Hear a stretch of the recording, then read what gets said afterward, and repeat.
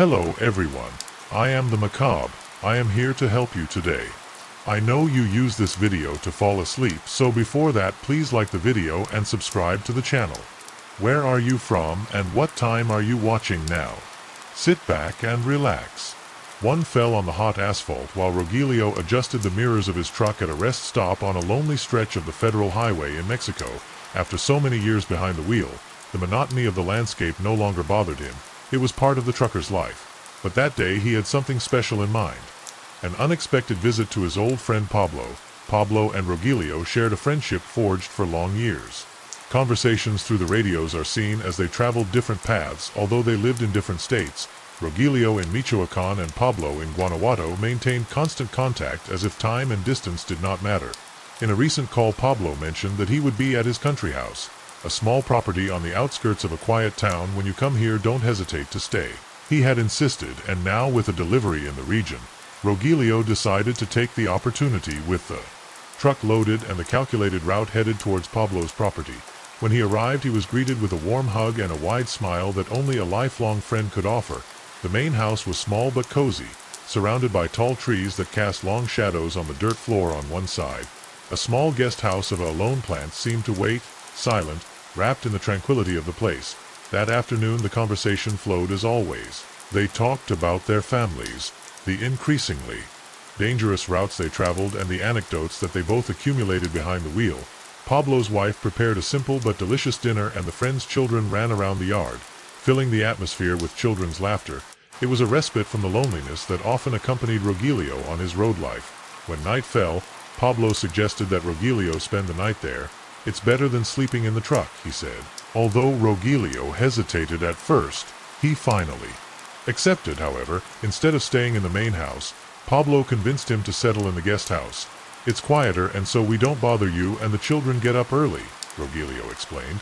He carried a small bag with clothes and other personal items and headed to the little house from outside. The construction had a charming air, although somewhat aged. The adobe walls showed marks of the passage of time, and the moonlight reflected a tint in the windows. Inside, the atmosphere was simple: a bed, a closet, a table with 2 chairs, and a small bathroom in the back. Although humble, the place seemed to be more than enough to rest. He said goodbye to Pablo and went to sleep, but before closing his eyes he couldn't help but notice something peculiar. An absolute silence enveloped the place. There was no crickets, no murmur of the wind among the trees, just an unsettling silence that seemed to whisper something that Rogelio didn't understand. Although the discomfort was subtle, it would not take long to become something much more disturbing. The night was slowly advancing and Rogelio was moving forward. He tried to find a comfortable position in bed, although he was used to sleeping in less than ideal conditions that night. He felt particularly uncomfortable. The silence that at first had seemed reassuring now weighed like an invisible blanket on the environment. He turned on the spotlight on the bedside table, hoping to distract himself with the reading of an old book he had with him. But fatigue soon overcame him and he turned off the light. The first sign that something was not right arrived around 2 in the morning. Rogelio woke up startled, feeling as if something had taken him out of a deep sleep. For a moment he thought it was a distant noise, perhaps the wind. But when he abused his ear, he clearly heard footsteps in the corridor of the house. They were slow, deliberate, as if someone was walking barefoot on the wooden floor. He remained motionless, holding his breath. Pablo thought, but remembering how insistent his friend had been that the house was quieter because no one frequented it, nervousness began to grow in his chest. The steps continued for a few more seconds before stopping abruptly in front of the bathroom. Then a familiar sound broke the silence, the constant dripping of a poorly closed key. Rogelio turned on the light on the table and he sat on the bed staring at the bathroom door that was ajar. The drops fell one after the other, echoing in the sink. Surely the key was not checked, he thought, trying to convince himself that there was nothing to worry about. Even so, a part of him felt that there was something strange about the situation. He had checked the bathroom before going to bed and was sure that he had not left the faucet open. Gathering courage, he got out of bed and went to the bathroom. When he pushed the door, he turned on the light. The small space was empty and sure enough, the tap was open, letting out a thin trickle of water. Rogelio closed it tightly and looked at his reflection in the mirror. His face showed more tiredness than fear, but his slightly trembling hands gave him away. He left the bathroom, turned off the light and returned to bed, determined, however, He had barely closed his eyes when another sound made him open them suddenly. This time it came from the kitchen. A thud, as if someone was moving the chairs or dragging something heavy. Rogelio felt a chill run down his spine. He hesitated for a moment, but finally decided to get up and find out what was happening. He took a flashlight from his bag more out of habit than out of habit. And left the room. When he reached the kitchen, he found the place completely empty. But something caught his attention. Immediately, the floor was covered with small footprints of mud. The marks seemed recent and bore an irregular pattern that led towards the front door. Rogelio felt a knot in his stomach, although the footprints were not clear enough to distinguish whether they belonged to an adult or a child. Disturbing, he decided to follow the trail. But when he reached the door, he noticed that it was closed just as he had left it. The Jewess simply ended up there without explanation. How is it possible, he muttered to himself, feeling that his mind was struggling to find a logical answer. Then he returned to the room. But when he entered, a detail left him cold. His sandals that were at the foot of the bed were completely clean, as if they had never been touched. The mud on the kitchen floor. Rogelio fell on the bed. Feeling that the situation was beyond all logic, he thought of calling Pablo, but something told him that it wasn't worth it. Maybe he was exaggerating. Maybe tiredness was playing tricks on him. He covered himself with the blankets, closing his eyes tightly, and tried to sleep, but deep down he knew that the night was not enough. When it was finished, Rogelio woke up again, this time not knowing how much time had passed.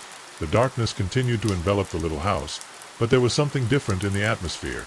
An oppressive sensation invaded him, as if someone or something was watching him.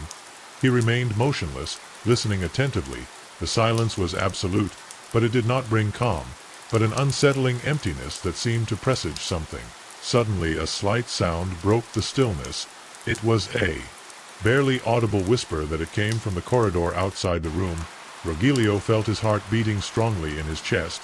He couldn't make out words, but the tone was strange, as if it came from a throat that was not used to talking. He tried to convince himself that it was his imagination, an effect of tiredness and the events of the night, but the sound continued to grow little by little in intensity. Gathering all the courage he had left, he took the flashlight and turned it on. The light was projected on the wall in front of him, illuminating the room, but he didn't find anything out of place. Rogelio decided to open the door and look into the hallway. As he did so, a shiver ran through his body. The corridor was empty, but the air seemed colder than it should be. He took a step out of the room, focused the flashlight on the bathroom, then on the kitchen, but no, there were signs of movement. He was about to return to the room, when a sound behind him made him spin. Suddenly, it was the creaking of the wood, as if someone had taken a step closer. Rogelio quickly focused with the flashlight, but he didn't see anything. His mind began to fill with chaotic thoughts. I'm going crazy, or really here, he wondered. He went back to the room and locked the door against her, while trying to calm his breathing. But before he could calm down, he heard another noise, the bathroom faucet again. This time it was not a trickle, but the sound of water running at full pressure. Rogelio felt an urge to flee, but his legs did not respond. He could only stay there, paralyzed as the sound of the water grew louder. Finally something inside him forced him to move, opened the door forcefully, and he went out into the hallway, determined to face whatever was playing with him. But when he got to the bathroom, the faucet was turned off and the sink dry. Rogelio felt reality crumbling around him. He backed away slowly, without taking his eyes off the bathroom, until his back hit the hallway wall. It was then that he saw him out of the corner of his eye. Something moved in the kitchen window. He turned his head quickly, but the only thing he could make out was a shadow that disappeared in the blink of an eye. It wasn't a reflection. It wasn't his imagination. It was something else. Rogelio felt panic creep over him, but he knew he couldn't stay there. He ran into the room, slammed the door shut and blocked the knob with a chair, sat up on the bed, hugging the flashlight as if it were an amulet, and tried to rationalize what he had seen. Maybe it was an animal. Maybe someone had entered the property. But nothing like that. He was explaining the strange events he had experienced throughout the night. He could not shake the feeling that something, an invisible presence, was stalking him from the shadows. The minutes became eternal, and Rogelio did not dare to turn off the lantern. He stayed awake with his eyes fixed on the door, until finally the first rays of dawn began to filter through the window. The light of day seemed to bring with it a respite, a promise of safety. But Rogelio knew that the tranquility he felt was superficial. Something had happened in that little house, something he could never explain. When the sun finally rose over the trees, Rogelio felt a relief that almost made him cry. He hurriedly gathered his things, decided to leave the house as soon as possible. Although the dawn bathed the place with a reassuring warmth, he could not erase the events of the night, all that wanted to get to the main house and tell Pablo what had happened when he left. He noticed that the air had recovered its morning freshness. The sounds of nature, absent during the night, returned little by little, birds singing, leaves whispering in the wind, but Rogelio did not have time to appreciate it. He walked quickly to the main house and knocked on the door insistently. Pablo appeared shortly after, with a still sleepy face. "What happened? You seem to have seen a ghost," he joked when he saw his friend's expression. But when Rogelio began to tell him the events of the night, Pablo's face changed completely. His relaxed expression gave way to a tense, almost guilty look. When Rogelio finished his story, Pablo was silent for a moment, as if he was carefully choosing his words. "I didn't want to tell you because I thought they were just superstitions," Pablo began, sighing deeply. "But the guest house has its history. Years ago a man worked here as a caretaker. He was a quiet person, but one day he simply disappeared. No one heard more from him, and some people began to say that they had seen him near the house after his disappearance, as if his spirit had never left." Rogelio looked at him incredulously. Although he was not a particularly superstitious man, he could not ignore what he had lived. "And you never tried to do anything about it?" he asked in a more serious tone than he intended. Pablo nodded slowly. "We called a priest a long time ago, but it didn't seem to help much. Some say that those things don't go away so easily, that they are tied to the place by something we don't understand. I myself have seen things, shadows in the window, noises in the kitchen, but over time I learned to ignore it." Rogelio remained silent. The idea that Pablo knew about the phenomena and still had let him sleep there filled him with a mixture of anger and bewilderment. But more than anything, he felt a deep desire to get away from that place. "Thank you for the hospitality, but I think it's time for me to go my way," he finally said, trying to sound casual. Pablo did not insist. He seemed to understand perfectly what was going through his friend's mind. Then Rogelio was back in his truck, checking the mirrors and making sure everything was in order. Pablo said goodbye from the porch, but Rogelio couldn't help but feel that his friend seemed more relieved than sad about his departure when he started the engine and started to drive away. He looked one last time in the rearview mirror. There was the little guest house, small and silent in the sunlight, but something in the window made him press the accelerator for a brief moment. He was sure that he had seen a dark figure motionless watching him as he left. The rest of the trip was calm, but the experience was engraved in his memory as one of the most terrifying of his life. From that day, Rogelio decided that no matter how tired he was, he would never spend the night again in a place other than his truck. Lucila she had been a woman of unwavering faith, but the trials that life imposed on her had pushed her to the limit. It was 2004 in Mexico City, and she was facing difficult times. At only 28 years old, she was already a single mother of a newborn. Her husband had disappeared without a trace, abandoning her with a mountain of responsibilities and an unfulfilled promise of a better life. With no other options, she decided to move in with her parents in the Guerrero neighborhood, where they could help her take care of her little one. While she worked, the economy was not on her side, and after months of temporary jobs that barely allowed her to survive, Lucila got a job as part of the night cleaning team in the famous Vizcaya building. This historic building, located in the heart of downtown, had a reputation for harboring dark secrets. It had been the scene of a tragedy decades ago when a fire devastating in the 70s took the lives of several people. However, Lucila could not afford to turn down the job due to superstitions. Her faith in God was enough to face any fear. The first night of work in the building was quiet, at least in appearance. The cleaning team, composed mostly of women, was small but supportive. The assignments were divided by floors, and Lucila had to take care of the lower levels, including the third floor, from which some colleagues preferred to stay away. Strange things happened there. One of the older women in the group had warned her, but she decided to ignore the comment. The Vizcaya building was imposing. Its long and cold corridors looked like an endless labyrinth, and the tenino yellowish lighting of the fluorescents only accentuated the feeling of emptiness during the first hours. Lucila focused on her work, trying not to pay attention to the creaks of the building, which she attributed to its age. However, when she reached the third floor, an icy breeze ran down her back as if something or someone was watching her. Lucila tried to ignore the feeling of discomfort while cleaning. The third floor. With each movement of the mop, she felt that the silence of the place was too dense, as if the walls kept secrets that could not be revealed despite the fact that they were not able to be revealed. Not being alone on more than one occasion, she quickly turned her head, convinced that someone was watching her from the end of the hallway, but there was no one, only elongated shadows cast by the flickering lights on the ceiling. That same night, while she was cleaning one of the offices on the third floor, she heard a noise in the hallway. It was a subtle sound, like a slight dragging, followed by what seemed to be footsteps. Lucila stopped with his heart beating at full speed, and he held his breath. "It is the wind," he said to himself to calm himself, although there were no open windows on that level. When he went out into the hallway to inspect, he saw nothing. However, the atmosphere seemed to have changed. Now he was charged with an oppressive energy. When he returned to the area where he was working, he noticed that the mop he had left leaning against the wall was lying on the floor. "I must have left it wrong that night." During the break, one of his companions, Marta, told him something that increased his concern. "They assigned you to the third floor?" he asked with a mixture of surprise and pity in his voice when confirming.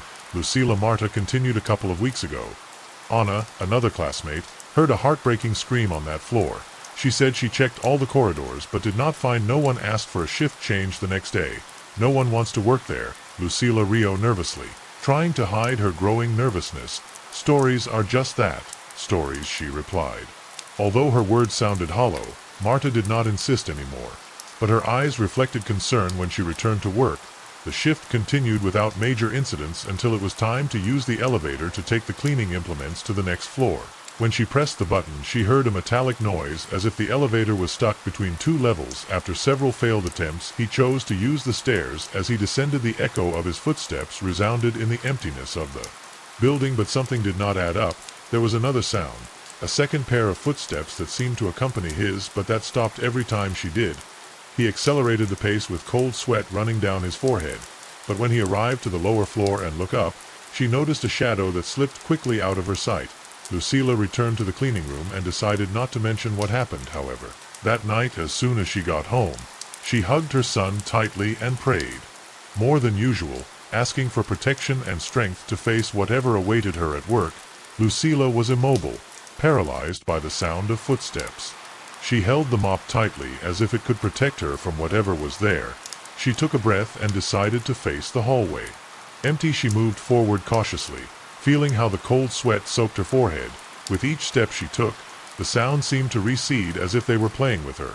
When she reached the end of the corridor, there was nothing. There was only a half-open door to a small maintenance room.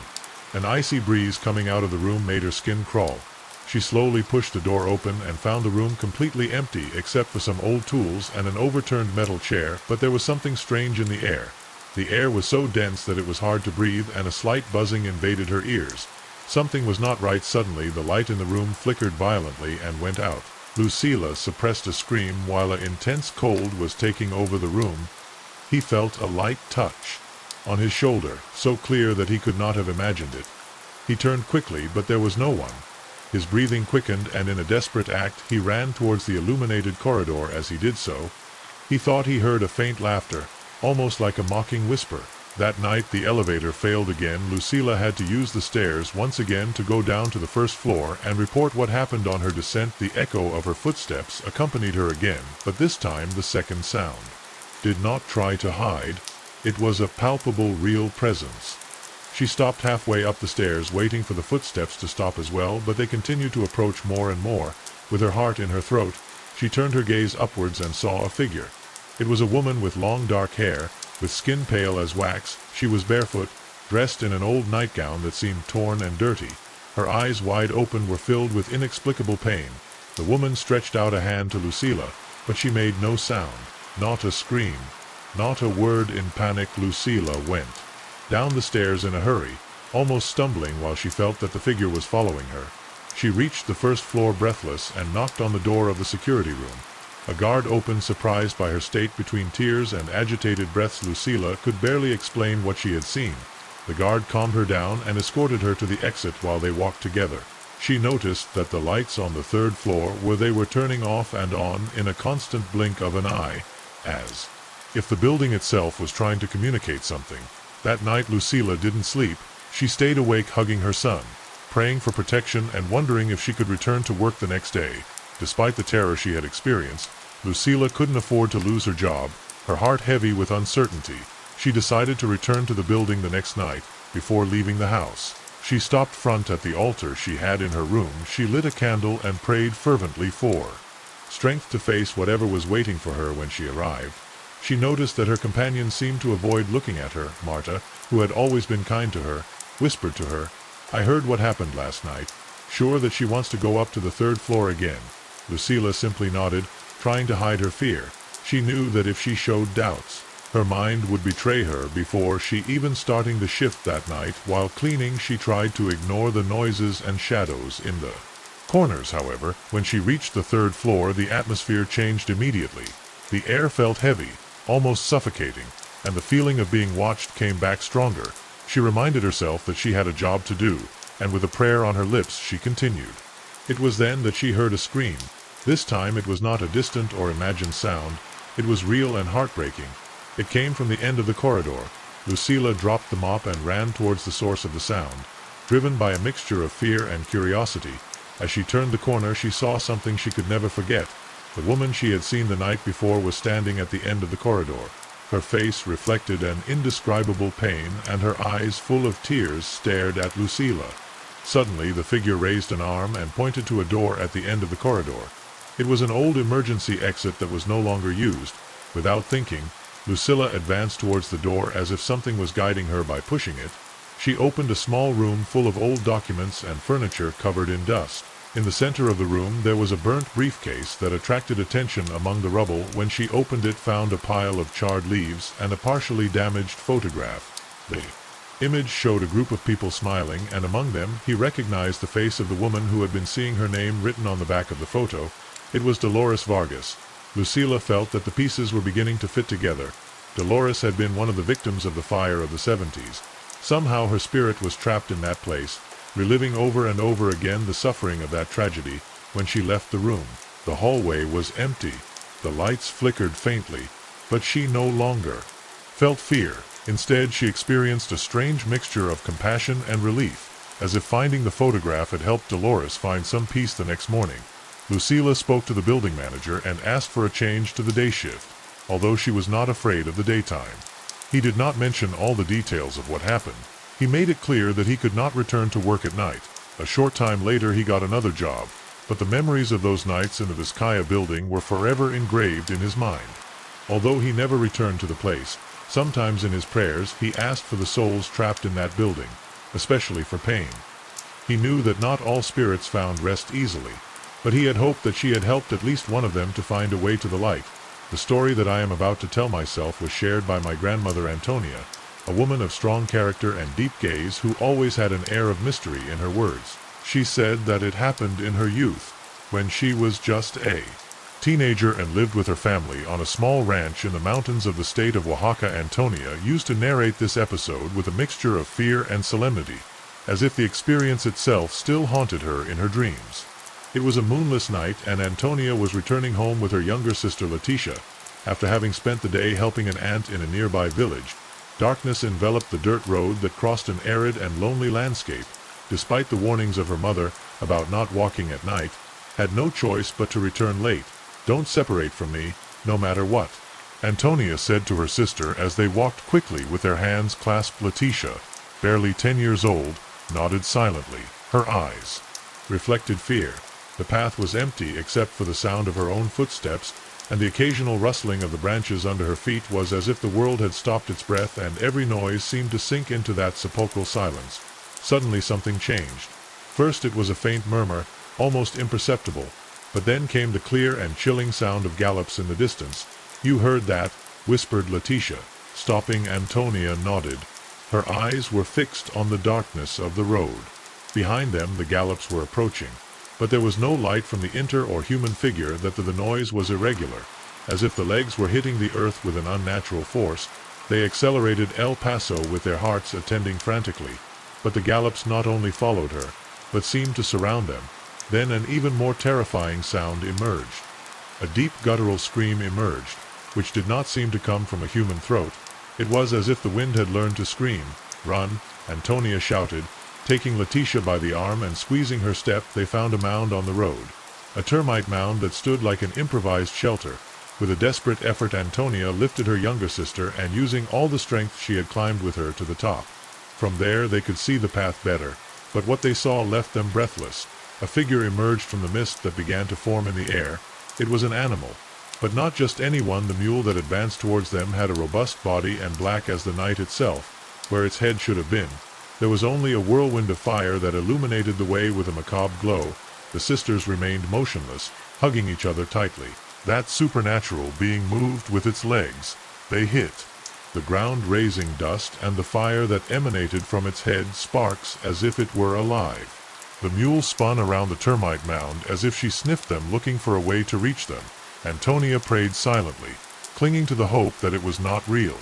But the heat of the fire and the sounds were too tangible to make a dream. The turns of the headless mule around the termite mound seemed endless. With each gallop the ground trembled beneath them, and the flames that erupted from where the head should be lit up their terrified faces. Antonia felt as the sweat ran down her forehead, mixing with the dust and tears of fear that she could not contain. Letitia clung to her sister as if her life depended on it, and perhaps so it was. The air had become heavy ADO, with a smell of sulfur and ashes so penetrating that it was difficult to breathe. The mule circled faster and faster, emitting a heartbreaking bellow that echoed in the darkness. There was no doubt that it was not a normal animal. It was something out of legend, a divine punishment, or perhaps a warning of something darker. In the midst of that chaos, Antonia tried to keep calm. She gave the stories that her grandmother told her about apparitions and supernatural beings, stories that always ended with the advice not to face them, but to respect them and wait for them to leave. "Don't move," Letty whispered with a thread of voice. "Don't make any noise." Letitia could only feel. Although her shortness of breath betrayed her attempt to remain silent, they both remained in each other's arms, watching as the creature seemed to play on her terror, getting dangerously close to the termite mound, and then backing away as if reveling in the fear that dominated them. The minutes turned into what seemed like hours. At some point Letitia began to sob softly, and Antonia, desperate to protect her, his sister, began to pray aloud. It didn't matter that the words were rushed or that her voice trembled. Res with a faith she had never felt before, invoking protection against that which seemed to be taken from hell itself. Suddenly the mule stopped, stood motionless in front of the termite mound, with its front legs sunk slightly in the dust of the road and the fire burning more intense than ever. The silence that followed was even more terrifying than the bellows, and they galloped for a moment. Antonia thought the creature was going to pounce on them. But then something unexpected happened. The fire began to wane. The flames slowed down, slowly extinguishing until only a faint glow remained in the darkness. The mule's body trembled as if it were about to collapse, and finally spun on its hind legs, moving away along the road at a slow and leisurely pace. The sounds of the gallops became farther and farther away until they disappeared completely. Antonia did not move immediately. She feared that this was a trap, that the creature would return at any moment. But the silence persisted, broken only by the soft murmur of the wind that seemed to have returned to normal. "I think she is gone," Antonia murmured, but her voice was barely audible. "And if she returns?" Letitia asked with her eyes still full of tears. "She won't. It already happened." Antonia was trying to sound convincing, although deep down she was not so sure. With extreme caution she began to descend from the termite mound, helping Letitia to go down with her. Her legs trembled so much that she almost collapsed when she touched the ground. But she managed to stay on her feet. They stood still for a few more seconds, watching the path in the direction in which the mule had disappeared. There was only darkness, but they did not dare to trust it. "Let's go. We have to go home," Antonia finally said. Taking her sister by the hand, Antonia and Letitia made their way home with hurried but cautious steps. Despite the fact that the creature seemed to have left, fear was still stuck behind them, as if darkness itself were watching them. They did not dare to speak. Silence was their only company. Broken only by the rustling of the leaves, it seemed like a danger to them. Antonia, trying to stay calm, squeezed her sister's hand tightly, making sure she wasn't far behind. Her thoughts revolved around what they had just witnessed. It had been real or simply a hallucination brought on by tiredness, but the smell of sulfur was still in their nostrils, and the feeling of heat from the flames, it was still latent in her skin. No, that had not been a dream. Finally they began to see the lights of the ranch in the distance. Relief took hold of both of them. Although their legs were shaking, so much so that they could barely move forward when they reached the door, Antonia knocked hard, waking her mother, who immediately opened with an alarmed face. "What happened? Why are they so late?" she asked, noticing their pale faces and the tears of Letitia. The mule murmured. Antonia, almost out of breath, the headless mule, the girl's mother, remained motionless for a moment. Her eyes reflected a mixture of disbelief and fear, as if she understood the seriousness of what her daughter had said, helped them in and locked the door while both sisters collapsed on the floor of the small living room. That night no one in the house could sleep. The mother, she lit candles and prayed aloud, asking for protection for her family and to enter any evil presence. Antonia and Letitia remained together in a corner wrapped in a blanket, still trembling from what they had experienced. The next morning the day came with a deceptive sea. The sunlight seemed to normalize everything. But the girls knew that what they had seen was not a product of their imagination. The path where they had found the creature was full of deep markings, as if something heavy had galloped frantically there. And the smell of sulfur was still permeating the air, a reminder that the supernatural wasn't just part of the legends. Over time, Antonia stopped talking about that night, except on special occasions. When someone asked her to tell stories of her youth, whenever she recounted the encounter with the headless mule, her voice was filled with seriousness, and those who listened to it could not help but feel trapped by the intensity of her narration. Some said that it was just a story to scare, but Antonia always ended with the same warning. Legends are not born out of nowhere. Never underestimate darkness or lonely roads. One never knows what may be waiting in them, and although the family moved on, that experience forever marked the life of Antonia, and Letitia never walked alone again at night, and every time someone mentioned the headless mule they both exchanged a look of complicity and fear. Talking about the horrors I faced during my brief time as a police officer is always complicated. I entered the force with enthusiasm, dreaming of making a difference in a chaotic world, but reality overcame my worst nightmares. My name is Gabriella, and although my experience in the police force was short, it left deep scars, both physical and emotional. It was a cool November morning, the kind of day that usually goes unnoticed, except for the strange feeling that accompanied me since I woke up, an oppressive feeling in my chest. I saw a metallic smell like dried blood invaded my sense, for no apparent reason. It was not something unusual to feel anxious, to work in the police of Ciudad del Sol, a quiet but contradictory neighborhood. They reside in central Mexico. I had become accustomed to intense situations, but that morning was different and I couldn't ignore it. The call came shortly before 8 a.m. A terrified family had reported desperate screams coming from their neighbor's house, a young couple with 3 young daughters. The couple who reported it was known for being close to the neighborhood church. Pious people, and when we arrived at the direction indicated, the atmosphere already felt strange. The house, a spacious 2-story building surrounded by a perfectly manicured garden, was quiet, too quiet for a scene of screams reported just minutes ago. My colleague Officer Sanchez, who had been on duty for more than a decade, remained serene. His experience made him seem immune, fear.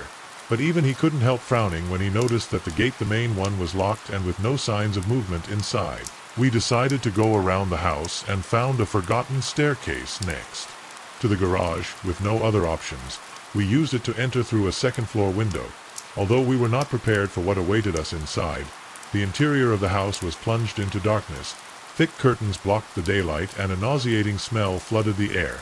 A penetrating mixture of blood, sulfur, and something more indescribable hit us immediately, causing Sanchez to curse in a low voice while covering his nose with a handkerchief. I walked behind him, taking note of the destruction around us: overturned furniture, broken mirrors, and religious objects such as crucifixes and rosaries lying on the floor, some stained with something that looked like fresh blood. As we approached the stairs that led to the first floor, a feeling of heaviness began to squeeze my chest.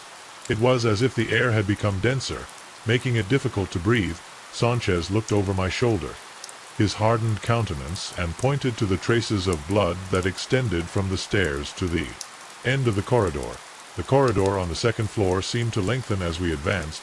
The smell of blood and sulfur became more intense with each step, to the point that I felt nauseous. On the carpet that covered the floor was soaked, and the dark liquid that accumulated in the fibers left a sticky trail on our boots. Sanchez, with his flashlight in hand, focused on the walls, revealing stains that seemed to be blood splatters and strange symbols drawn with a dry and dark material. It was not. Graffiti. There was something ritualistic in those shapes, something we had not seen before. We reached the edge of the stairs that led to the first floor. From there, the panorama was desolate. The hall was destroyed with broken paintings and thrown furniture. However, something else caught my attention. An unnatural silence enveloped the house. Not the slightest sound, not a murmur or a creak of wood alone. The echo of our contained breaths. Sanchez signaled for us to come down as he followed him. My boots slipped slightly on the first step, soaked with blood. The texture viscous, and the amount of liquid seemed impossible to explain. It was as if someone had drained a huge animal. Right there, halfway down the descent, we heard a dry noise, as if something heavy had fallen on the floor below. My companion stopped his progress and raised his hand, indicating me to be quiet. We both remained still, trying to identify the origin of the sound. "You heard that?" Sanchez whispered, although his voice sounded more like a murmur loaded with tension. I nodded without saying a word. It was then that we clearly heard what sounded like a bland coming from the end of the corridor on the first floor. Just behind a closed door, determined to investigate, we went down cautiously, holding our regulation weapons. When we reached the bottom of the stairs, the bland abruptly ceased, leaving us in an even more eerie silence. Sanchez turned the doorknob, but the door was locked. With a gesture, motioned for me to cover him as he prepared to force his way in. 3 loud blows with his shoulder were enough to open it. What we found inside was worse than we could have imagined. The room seemed to have been the scene of a savage attack. There was broken furniture and remains of religious objects everywhere. In the center of the room, 2 bodies lay on the floor in a pool of blood. It was the married couple of the house. Her breasts were open with precise and deep cuts, exposing the ribs. The scene was so grotesque that I had to look away so as not to vomit. Sanchez, although with a hardened face, he could not hide his consternation either. Suddenly we heard again the child's scream. This time it was clearer and came from the top floor. Without thinking twice, we ran up the stairs, ignoring the sense of danger around us. The steps felt eternal, as if we never reached the destination. Finally we reached the corridor on the second floor. There the doors of the rooms were closed, and the screams seemed to come from everywhere and from none at once. We divided, trying to open the doors, but each one was closed from the inside. My heart was pounding, and a feeling of oppression began to invade my mind. It was then that from the end of the corridor I noticed a movement. Something was moving slowly through the shadows. "Who is there?" I shouted, pointing my gun at the figure. But there was no response. Sanchez caught up with me and pointed his flashlight towards the end of the corridor, and then we saw what appeared in front of him. Defied all logic and comprehension. At the end of the corridor, a tall, thin figure emerged from the shadows, floated slightly above the ground as if gravity had no effect on it. Its body was covered by a kind of black smoke that seemed to move autonomously, writhing like snakes around its form. The light from Sanchez's lantern failed to illuminate it completely. It seemed to absorb the light, leaving alone a dark and blurred outline. His eyes, if I could call them that, were huge, glowing, deep red orbs, as if they contained the fire of a volcano. A grotesque and unnatural smile spread across his face, showing sharp teeth that seemed more suitable for a predator than for anything human. At that instant, the time to stop, my body was paralyzed, unable to react, while a wave of pure terror spread to me. Sanchez tried to step forward, but suddenly dropped the flashlight and his gun, putting his hands to his chest as if something invisible was crushing him. I could hear his breathing racing and inaudible whispers escaping from his lips. Meanwhile, I stood pinned to the ground, watching as the figure began to move towards us. It didn't just walk or run. Floated, closing the distance in a terrifyingly fast fashion. Just as it seemed that it would reach us, the figure stopped in seco, extended a long and thin arm towards us, and at that moment a guttural sound like a noise mixed with a human scream filled the air. It was so deafening that I had to cover my ears, but the echo seemed to reverberate directly in my head as if it were trying to break my sanity. And to close his eyes, the figure disappeared. He did not slowly fade or retreat. He simply ceased to be there. The silence that followed was almost as terrifying as his presence. Sanchez fell to his knees, panting. While I could barely stand at each other, we looked at each other, trying to find a rational explanation for what we had just witnessed. But we knew there was not. The silence was broken by another scream. This time it was a childish cry, clear and heartbreaking, coming from one of the rooms in the corridor. Sanchez staggered up and nodded to the nearest door. We approached cautiously, and this time we managed to push it open, but inside there was nothing. Only an empty and disordered room, as if it had been ransacked despite the apparent lack of life. The crying continued, now more distant, as if it were moving away. We tried the other doors one by one, facing the same result, empty and messy rooms, with no sign of the girls or anyone else, but the crying persisted, bouncing through the corridors as if it came from everywhere and from no place. Desperate, we returned to the first floor, checking every corner, but we found nothing but destruction and silence. Then I saw it on one of the walls of the main hall, where a crucifix used to hang, only the nails and a burnt black mark in the shape of a spiral. The symbol didn't make sense to me, but it awakened a sense of unease that made me look away. I felt as if that mark was watching me, judging you. Music, the laughter of several soft, mocking girls coming from upstairs. The laughter continued to resonate throughout the house like an echo that defied the laws of physics. They were childish laughter, but there was something deeply wrong with them, as if hiding an indescribable malice. Sanchez and I exchanged a look, both aware that there was no rational explanation for this, yet our legs seemed to refuse to move, as if something invisible was holding us there, forcing us to face whatever awaited us. I finally gathered what little courage I had left and began to climb the stairs again, with Sanchez at my side. Each step creaked under our weight, but the laughter did not stop. Rather, it seemed to intensify, surrounding us, filling every corner of the house. I felt the temperature drop with each step, as if the air itself were being drained of heat and life. When I reached the hallway on the second floor, the laughter suddenly ceased, leaving an overwhelming silence. All the doors of the rooms that we had previously left open were now closed. I approached the first door and opened it from knock, but there was nothing but broken furniture and shadows that seemed to move out of the corner of his eye. Sanchez checked the other doors, getting the same result. When we reached the last door at the end of the hallway, something changed. There was an icy cold emanating from inside, and a strange red glow filtered through the cracks. Sanchez looked at me. His hands were visibly shaking as he took the knob. "Whatever it is, we will face it together," he whispered. Although his voice was barely a whisper, the door slowly opened, revealing a room that shouldn't exist. The space was much larger than the structure of the house would allow. The walls were covered in symbols that looked like they were carved with nails or some sharp object. The floor was covered in fresh blood, dripping in intricate patterns, forming circles and spirals that converged in the center of the room. And there, in the middle of it all, were the three girls. But they weren't the girls we'd expected to find. Their faces were pale, almost translucent, and their pitch-black eyes smiled with that same sinister expression we'd heard in their laughter. But their bodies stood motionless, as if they were mere inanimate figures.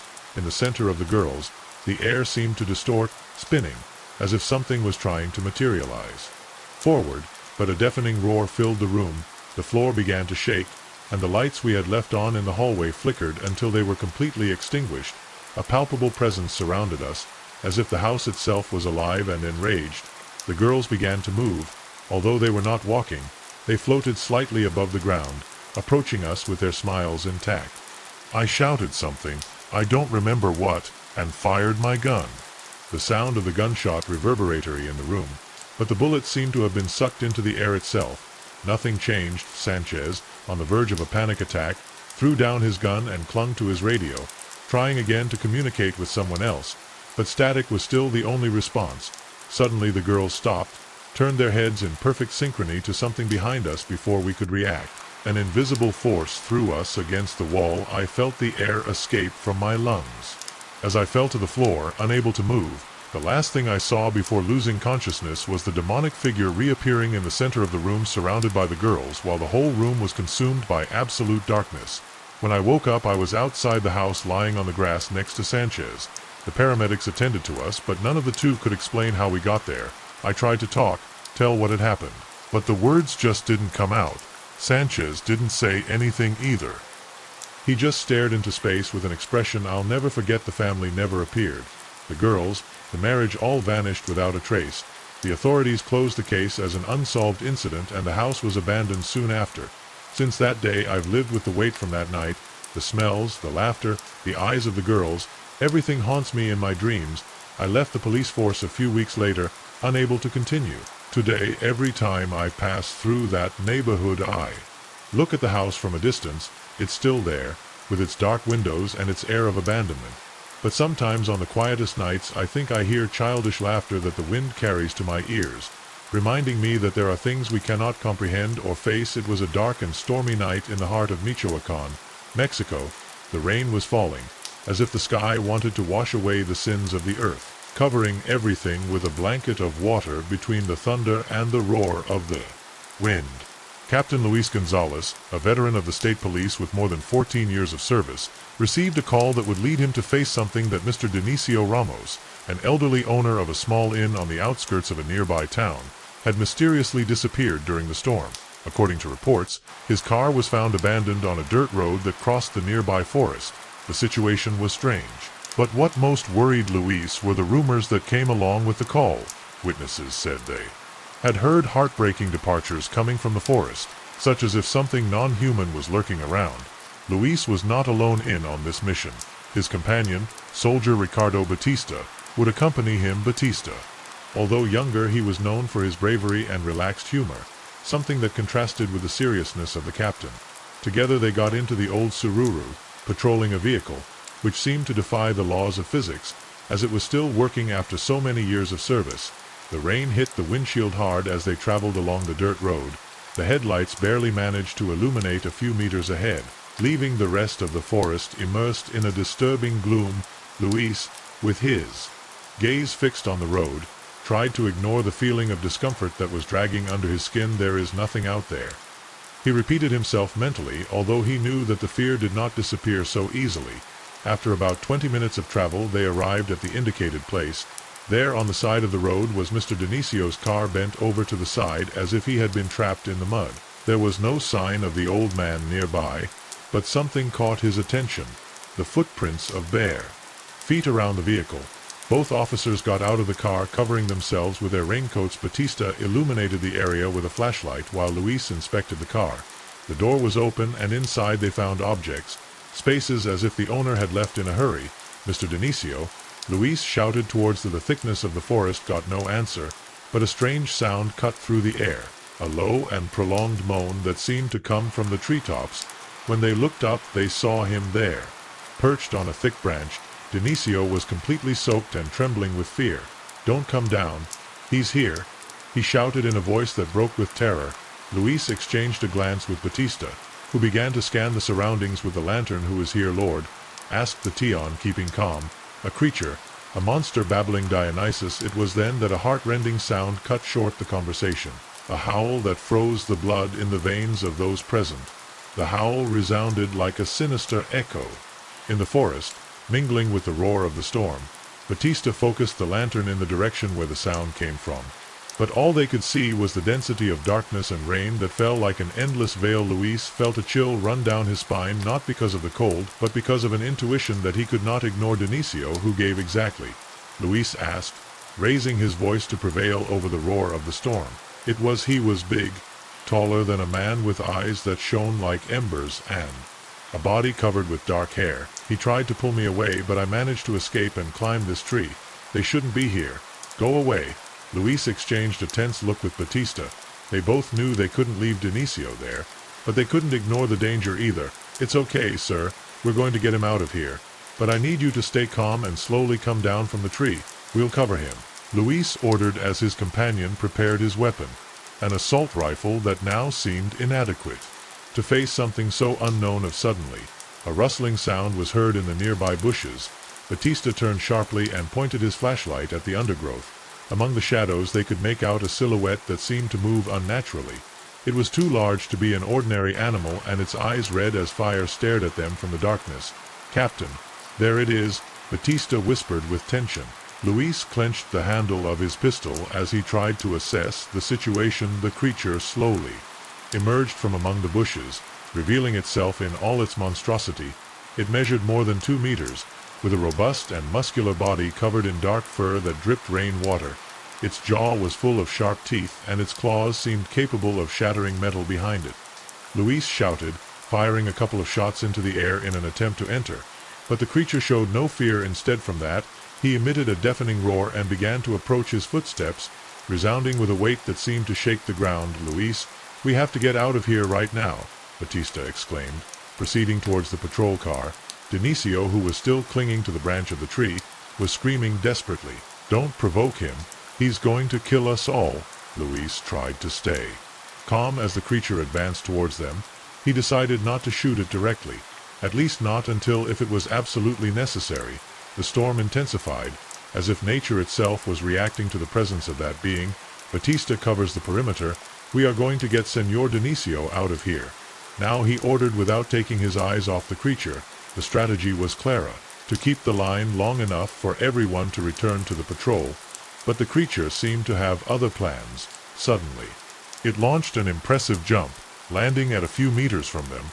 Luis fired between the ground in front of the beast, trying to scare it. Although it seemed to stop for an instant, it soon moved forward again, this time with an even more menacing roar. The roar of the creature was deafening, filling the air with a mixture of fury and hunger. Batista, with his rifle pointed firmly, fired a burst straight towards the monster. The shots echoed through the trees, and although the bullets seemed to hit his target, the creature showed no signs of pain or recoil. "This is not working, Captain. We don't do anything to it," Batista exclaimed. Backing up towards the patrol, Luis knew they were in a desperate situation. With a quick gesture he indicated to Dionisio to begin to descend from the tree.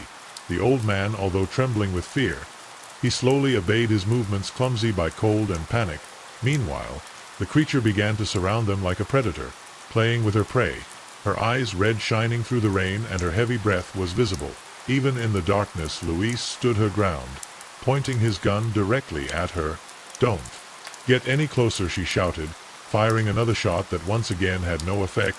The creature rushed suddenly towards the patrol car, hitting the body with such force that the vehicle violently shook. The headlights flicker, and Luis heard how the windows butts creaked under the impact. "Come on, Mr. Dionisio, faster," Batista urged, keeping his gun ready as he helped the old man to the ground.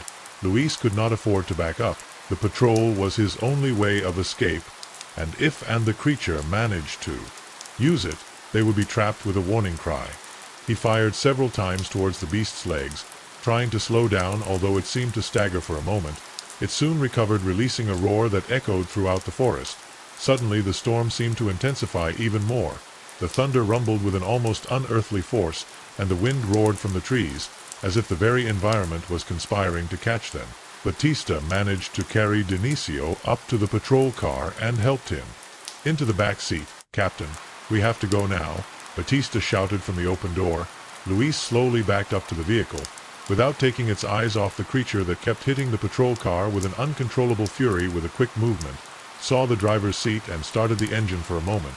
Feared that the old Zuru would not start, but the engine roared like a miracle in the midst of the chaos. The creature was not willing to let them escape so easily. Jumped onto the roof of the patrol car, and the vehicle tilted under his weight. Luis stepped on the accelerator forcefully, driving at full speed along the dirt road. The beast hit the roof with its claws, trying to open it as if it were paper. Batista, from the passenger seat, fired towards the roof, hoping to scare away. The combination of gunshots, rain, and the roar of the engine made the situation chaotic and desperate. Finally, in a risky maneuver, Luis abruptly turned the steering wheel, making as the patrol slid over the mud. The creature lost its balance and to the ground with a furious roar. Without looking back, Luis accelerated even more, leaving the beast behind as it disappeared into the darkness of the storm inside the vehicle. Everyone breathed hard. Dionisio, trembling, muttered over and over again, "He wanted our souls." The patrol was advancing at full speed, moving away from the forest that now seemed darker and darker. Hostile that never inside the vehicle, the atmosphere was charged with tension. Dionisio continued to murmur incoherent words, his eyes wide open as he held a rosary that seemed to have appeared out of nowhere in his hands. "Captain, what was that?" "That was not an animal," Batista murmured, his voice barely audible by the noise of the storm and the engine. Luis did not respond immediately. His mind was busy processing what they had just experienced. No training, no preparation, could have prepared them for something like this. He finally spoke, trying to stay calm in his tone. "I don't know, Batista, but what I do know is that we're lucky to be alive." The road seemed endless, but finally the lights of the town began to appear on the horizon. Luis slowed down as he entered the soggy streets, and the patrol stopped in front of the police station there. Dionisio he was helped down and led inside to receive medical attention, and calmer Batista and Luis sat in the main office. The silence between them was almost as heavy as the experience they had just lived. Batista broke the silence after a few minutes. "And now what do we do, Captain? To whom do we tell this? Who is going to believe it?" Luis sighed deeply, running a hand over his face soaked in sweat and water. "I knew they couldn't come up with a conventional report. How they would explain what they had seen, how to describe something that looked like taken from a myth or a legend. Batista, this remains between us. No one else needs to see it. I will only say that we found Senor Dionisio and brought him back. The rest, well, it is better to leave him in the forest." Batista felt, although it was evident that the experience had marked him before leaving for their respective homes. They both said goodbye with a handshake that needed no words. They knew that that night he had changed them to always in the following days. Dionysus spoke to the officers one last time with a calmer countenance. Although still restless, he explained to them what he believed had happened. According to him, the creature they had faced was nothing more than an agual, a being that according to ancient Mexican legends could transform into an animal to protect its territory or claim what it considered its own. "My family has always spoken of these spirits," said Dionisio in a whisper. "They are guardians, but they can also be vengeful if they feel that their lands are desecrated. I should not have been there that night. They warned me, but I did not listen." Luis listened in silence, although he was not a superstitious man after what he had experienced. He could not rule out anything. That same night when he got home, he took out a small crucifix that had been kept in a drawer for years and hung it over his bed. Since then something in him changed. Captain Luis Gonzalez, a man of facts and logic, found in that experience a new purpose. Although he never spoke of what happened again, he began to visit the village church more frequently and to reflect on the role of the unknown in his life. The forest, meanwhile, remained a forbidden place for many in the village. The creature's moods continued to circulate, and some said to have heard his departed on stormy nights. But for Luis, Batista, and Dionysius, that night was recorded as a reminder that there are things beyond human comprehension. And although it will never be known for sure that it happened in that forest, one thing was clear: they would never look at the darkness again in the same way. In a small rural community in Mexico, nestled among sprawling fields of corn and scattered trees, unfolds in this chilling story. The narrator, an experienced police officer, tells of an event that marked his life forever. During a family vacation in a quiet town in Michoacan, he enjoyed the serene nights. He took advantage of the passable atmosphere to walk and clear his mind. That particular night, after accompanying a young acquaintance to his house, he decided to return walking alone along a rural path. The darkness was almost absolute, barely broken by the dim light of the full moon that crept through the clouds. Although he was armed with his service pistol, the calm of the place gave him a false sense of security. The path was narrow, flanked by tall cornfields that creaked softly as they were caressed by the wind. As he walked, he began to notice something peculiar: an unnatural silence. The song of los grillos and the murmur of the leaves suddenly disappeared, as if nature itself held its breath. It was then that he heard the first strange sound, a slight rustling like branches breaking. He stopped in dry, his heart beating hard. He scanned the surroundings, but he did not see anything out of the ordinary. He advanced a few more steps, but the noise was repeated, this time closer, accompanied by a low growl that made his skin crawl. He looked towards the cornfield and noticed a movement among the plants. Something large and heavy was moving slowly, crushing the stems in his path. He took a deep breath to calm himself, making sure his weapon was ready to use. However, he couldn't ignore the sense of imminent danger that was growing inside him. Fear began to take over his mind when suddenly Rama's crackling turned into a louder rumble. The unknown creature was moving towards him without thinking. He sought shelter and climbed the nearest tree, hiding among the branches as he tried to counter his heavy breathing. From his elevated position he could watch as the micelle stirred violently. What emerged from there was a vision that defies all logic. The creature had an ungainly, hairy body, with uneven legs that seemed not designed to support its weight. Its eyes glowed in the dark with a yellowish glow, and its pointy ears, they moved as if they caught every sound, their surroundings. The narrator, paralyzed by terror, could not take his eyes off the being that moved awkwardly along the path. But the worst was yet to come. From his hiding place in the heights, the narrator watched as the creature continued to advance slowly, as if it were looking for something or someone. Every step left made the ground creak. Stopped just below the tree where he was. His breathing was heavy, interspersed with low grunts that seemed to resonate in the air. The tension was unbearable. The narrator tried not to move, holding his breath while his mind searched for a logical explanation for what he saw. But there was no logic in that scene. The being raised his head, and for an instant his eyes crossed despite the darkness. He could feel a terrifying connection, as if the creature could read his thoughts, or perceiving his fear. Suddenly the being leaned forward as if something inside him was about to explode. A guttural sound came out of his throat, followed by a frightful vomit of blood and pieces of flesh that splashed the floor. The stench that emanated was so intense that the narrator had to cover his mouth and nose so as not to vomit as well. The creature began to tremble violently, its legs. The scene was grotesque and unnatural. The being seemed even taller and more menacing in that position. It was then that he let out a heart-rending scream, a sound that mixed despair and rage, so loud that it echoed in the fields. Songs after that scream let out a long, deep howl that echoed in the night. The narrator was convinced that this was his end, yet what happened next left him even more perplexed and horrified. The creature, in a guttural and difficult-to-understand tone, muttered something. At first he could not believe his ears, but then the words became clear.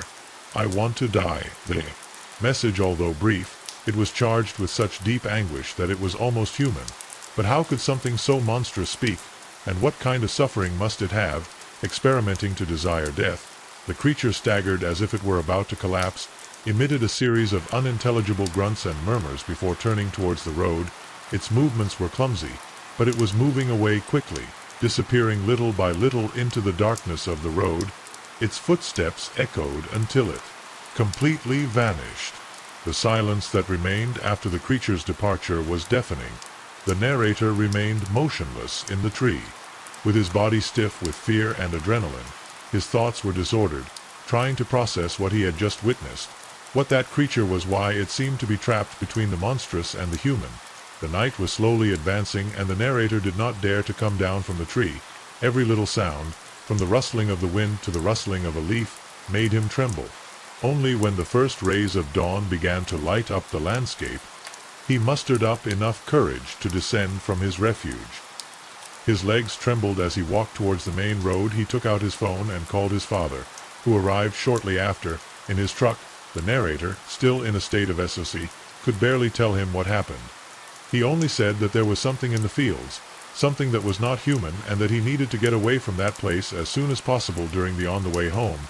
His father tried to reason with him, suggesting that perhaps it had been an injured animal, or that his mind had played tricks on him due to darkness and exhaustion. But the narrator knew that what he had seen was not the fruit of his imagination. The images of the creature, its bright eyes and its heartbreaking desire to die, were etched in his memory like indelible scars. The following days were a torment.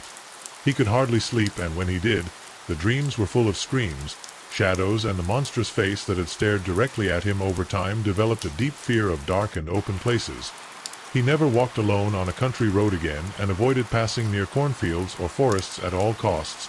Although years have passed since that incident, the narrator still wonders what it was what he saw that night. Sometimes he reflects on the creature's words and wonders if and what he witnessed was not just an encounter with something supernatural, but a glimpse of the suffering that can exist beyond what is comprehensible to humans. No matter how many times I try to forget it, the creature's cry and its haunting message of "I want to die" continue to haunt you from it.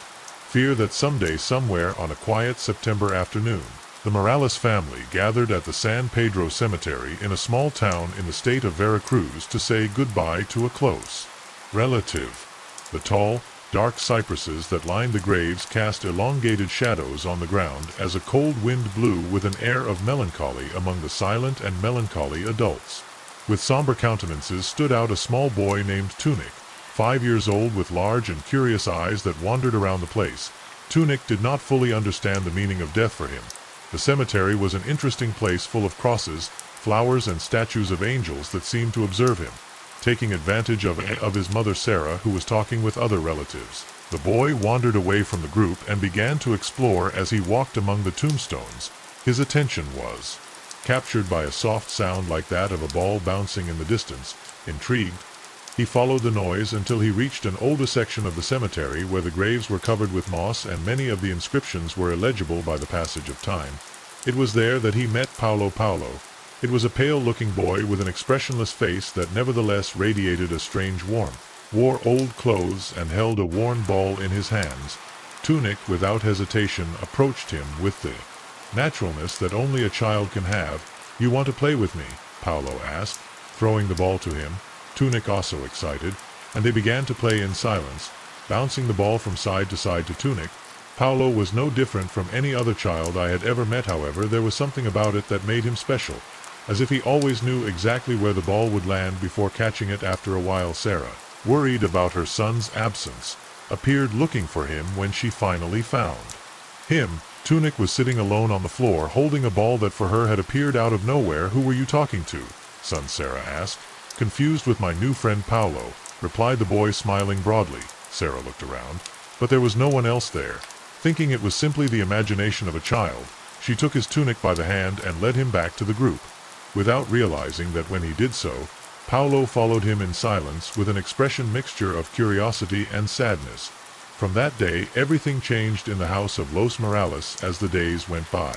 Sarah began to notice small changes in Robe's behavior. Although he had always been a quiet and playful child, he now spent hours talking alone in his room, laughing and mumbling things that seemed part of a conversation.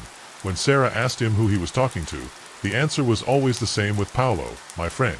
At first Sarah thought it was normal. "He is her imaginary friend," she said. She was convinced that it was a phase.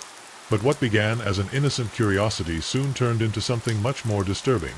One morning, while Anna Tun's aunt was visiting the family, she noticed that the plants in the garden, normally well cared for by Donna Johanna, the grandmother in the robe, were drying out inexplicably. The lawn, once green and alive, was withered, and the flowers looked dull, as if something had stolen their lives. "Normal, Mom," said Anna, as she touched one of the dry leaves. "You watered them 2 days ago, right?" "Of course she did," Donna Johanna responded, clearly annoyed by the implication that she had neglected her beloved plants. Things did not improve soon. Other anomalies began to occur in the house every morning. When they woke up, they found all the water taps open, the kitchen taps, the bathroom, and even the garden. No one in the family would admit having done so. "Must be a faulty pipe," Sarah insisted, looking for a logical explanation, but Anna was not so convinced. The most disturbing thing was the robed behavior. It was increasingly evident that she was talking to someone that the others could not see. She could be heard laughing in her room while playing with another person. When Anna tried to listen, behind the door she heard something that completely froze her. A childish voice, but clearly different from the Tunic, that answered his questions. One afternoon Anna decided to face him directly. "Tunic, who is Paolo?" The boy looked at her with big and bright eyes, as if the question was strange to him. "Is my friend, lives with me." Now Anna felt a chill run down her spine. "Where did you meet him?" Insist, trying to sound calm. "In the cemetery. When we went to say goodbye to Uncle Pedro, he was alone, so I told him that she could come and play with me." Anna didn't know what to answer. She decided to tell Donna Johanna what she had heard, but the grandmother, a deeply religious woman, had already noticed something strange in the house. One night, while praying in the living room, she heard the sound of a ball bouncing in the hallway. When she looked out, she saw Tunic playing alone, or at least that's what she thought, until she noticed that the ball was returning to her hands as if someone invisible threw it at her. Donna Johanna decided that it was time to take action, but she still did not know the magnitude of the problem they were facing. The situation in the house of Los Morales became increasingly tense. Donna Johanna, convinced that something natural was happening, was carefully observing the behaviors of the Tunic. One night she decided to stay up late to pray and ask for protection for her family. It was then that she witnessed something she would never forget. Tunic was playing in the hallway, throwing her ball against the wall. The bounce seemed to follow a strange pattern, as if someone else was controlling her. Suddenly the ball stopped in the middle of the hallway, slowly rolled back towards the boy, and to Donna Johanna's horror, a small, thin shadow appeared at the end of the hallway. There was no one else in the house who could project that silhouette. The grandmother felt her heart freeze, but her faith was unshakable. She got up and, holding a rosary in her hand, walked to Tunic. "Who are you playing with, son?" she asked, trying to stay calm. "Tunic." She turned her head and smiled, pointing to the end of the corridor with Paolo. "Grandma, he is there." Donna Johanna looked towards the shadow, but it vanished like one before she could say anything. Frightened, she gathered the next day to talk about what she had seen.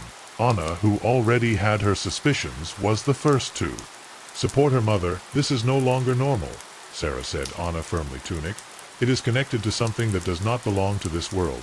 Sarah, however, she was still skeptical. For her, everything had a logical explanation. But even she could not ignore what happened that same afternoon. While she was preparing food in the kitchen, she heard Tunic's voice talking in her room. She approached stealthily and opened the door, only to find the child sitting on the floor in front of the ball that was slowly moving towards him, as if someone was pushing him. "What's going on here?" Sarah exclaimed. But her voice broke when she saw how the ball suddenly stopped. Tunic looked at her somewhat annoyed. "You're scaring Paolo," she said innocently. Sarah ran out of the room and took refuge in the living room. Not knowing what to think that same night, when the family was reunited, Sarah finally accepted that they needed help. Donna Joanna suggested contacting a local medium, someone who could clarify what was happening. 2 days later, the medium, a woman with gray hair and deep measure named Consuelo, arrived at the house. As soon as she crossed the door, her countenance changed. She walked slowly through the house, the room stopping in the Tunic room. "Here it is," she said in a grave voice. "There is a presence, a young spirit that has clung to this child. It is not evil, but its attachment can bring serious consequences if we don't do something soon." Consuelo explained that the spirit was that of a boy named Paolo, who had died tragically in the local cemetery. For some reason he had found himself with soil in the innocence of the robe, and had refused to leave this world. "He must rest in peace," the medium warned, "or his presence will continue to disturb the harmony of this house." Donna Joanna asked what they should do, and with the floor, she gave them clear instructions. Find Paolo's grave, clean it, pray for his soul, and leave something to symbolize their connection with the child, such as the ball with which they played so much. That same night, the family began to plan the at dawn the next day. The Morales family went to the cemetery of San Pedro following Consuelo's instructions. The atmosphere was gloomy with a cloudy sky that seemed to presage the end of something important. Tunic carried her favorite ball, the same one she had used to play with Paolo, while Sarah, Anna, and Donna Johanna carried flowers, candles, and a bucket with holy water. The medium had described Paolo's tomb with an old tombstone, worn by time, with the child's name barely visible on the stone. When Donna Joanna found it, she felt a lump in her throat. The grave was abandoned, covered with dry leaves and hardened earth. It was evident that no one had visited it in years. "It is here," Consuelo said in a firm voice. "Now we must act with respect." While Anna and Sarah cleaned the tombstone, Donna Joanna began to pray. Guided by the Tunic medium, watched silently, holding the ball tightly. There was something solemn in his attitude, as if he understood that he was about to say goodbye to his friend. When they finished cleaning the grave, Consuelo asked Tunic to place the ball on the tombstone. The boy hesitated for a moment, but finally stepped forward and left the ball in the right place. "Paolo is going to be okay?" asked Tunic, looking at the medium with eyes full of tears. "Yes, little one," replied Consuelo with a soft smile. "Now she will be able to rest and find the peace that the family needs so much." She lit the candles, and holding hands they prayed in silence. The atmosphere seemed to change. The air felt lighter, and a ray of sunlight pierced the clouds just at the moment they finished praying. It was then that Tunic, looking towards the edge of the cemetery, she said something that left everyone speechless. "There is Paolo. He is smiling." No one else saw anything, but the certainty in La Voz de Tunico gave them peace of mind. The Median explained to them that Paolo's spirit had finally accepted his departure. In the following days, things in the house of Los Morales returned to normal. The plants began to recover. The keys stopped opening by themselves, and Tunic no longer spoke of Paolo, however. One day, while they were walking near the cemetery, the local Cobairo approached them with an expression of amazement. "As you know, for years he used to see a child playing with a ball in that part of the cemetery," he said, pointing to the section where Paolo's grave was. "But a few days ago it stopped appearing. It is as if he had finally found his way." The family exchanged glances, moved by the confirmation of what they already knew in the depths of their hearts. Paolo had said goodbye. Since then, Donna Joanna always remembered that episode as a lesson in faith and compassion, remembering that even the most lost souls need a gesture of kindness to find peace. The story that I will share below occurred a few years ago in a small town in the state of Guanajuato, Mexico. This place, surrounded by mountains and an atmosphere of apparent tranquility, was home to many scary stories, but none as disturbing as that of Donna Francisca, a woman who with her actions unleashed something that no one could imagine. Donna Francisca lived in an old adobe house located just a few blocks from the municipal cemetery. She was an old woman, always dressed modestly and with an air of religiosity that made her respected among the neighbors. If, however, those who knew her closely knew that her devotion hid a dark side, an unusual interest in spiritual practices that few understood and many had. Dona Francisca visited the cemetery almost daily. At first everyone assumed that she was going to pray for her deceased relatives, but soon it became evident that her visits were something else. She was seen in front of the tomb, Salazar, murmuring prayers and placing small offerings. More than once someone commented that they had seen her take small objects from the tombs, crosses, medals, and even pieces of pottery. In exchange, she made promises to the souls that she had made. According to her, she would grant him favors, health, protection, and good luck. However, what little they knew was that those promises were rarely fulfilled, as her closest neighbor observes these behaviors with curiosity and some trepidation. From my window I could see how Dona Francisca returned home with a strange air, as if she were carrying something more than her belongings. She often left candles lit in the frame of her door, and a stranger the scent of incense seemed to emanate from her home. At first no one gave it any importance. After all, who was I to judge her habits? Night everything changed. It was around 2 in the morning, when an unusual sound woke me up. It was as if someone repeatedly knocked on a window, thinking it was the wind. I tried to go back to sleep, but the knocks continued, accompanied by a murmur that seemed to come from Dona Francisca's house. My curiosity overcame fear, so I went to the window to look at what I saw. Ada left me. Shadows danced on the walls of her house, moving in an unnatural way as if they had a life of their own. Without thinking twice, I dressed quickly and went out to the patio, convinced that something was wrong. When I arrived at the door of her house, the murmurs were clearer, and I recognized the voice of Dona Francisca praying desperately, knocking on the door. It took several minutes to open. When she did, her appearance was terrifying. She was pale, with swollen eyes, from crying so much, and her hands trembling, while she held a rosary. When she entered, the scene was even more chilling.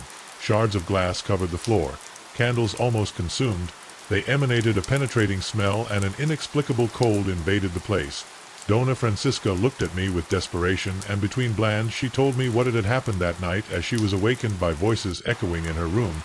They were not human, she said, but whispers that seemed to come from everywhere. Those voices demanded that she keep the promises she had made to the souls in the cemetery. At first she thought it was a nightmare, but she soon realized that she was awake. The shadows on the walls began to move erratically, and objects fell from the shelves as if an invisible force was pushing them. I tried to calm her down, but a part of me felt that what she was saying was not just a product of her imagination. Something strange and dark had manifested itself in her home, and I was certain that it was not going to stop. The dawn at Dona Francisca's house was long and terrifying. While she continued to pray, I sat near the door, watching how the atmosphere it seemed to get heavier. With each passing minute, there was a strange silence, broken only by the crackling of the candles that were still burning on the table. However, that silence was soon interrupted. A dry sound like the creaking of wood was heard from the corridor that led to the rooms. We both turned at the same time and saw how a shadow crossed fleetingly along the wall. Fear paralyzed me. But Dona Francisca, as if driven by a mixture of panic and resignation, she got up and began to murmur something that I could not understand. Followed the sound, holding her rosary tightly, and I accompanied her, unable to leave her alone at that moment. The scene we witnessed when we reached the end of the corridor was disturbing. The door of one of the rooms was open, and inside all the objects of a small altar that she had fallen into the religious figures. The candles and crucifixes were destroyed, as if something had swept them away violently. Dona Francisca fell to her knees, crying and murmuring that it was all her fault. In her blandness, she began to confess what she had done in the cemetery during all those years.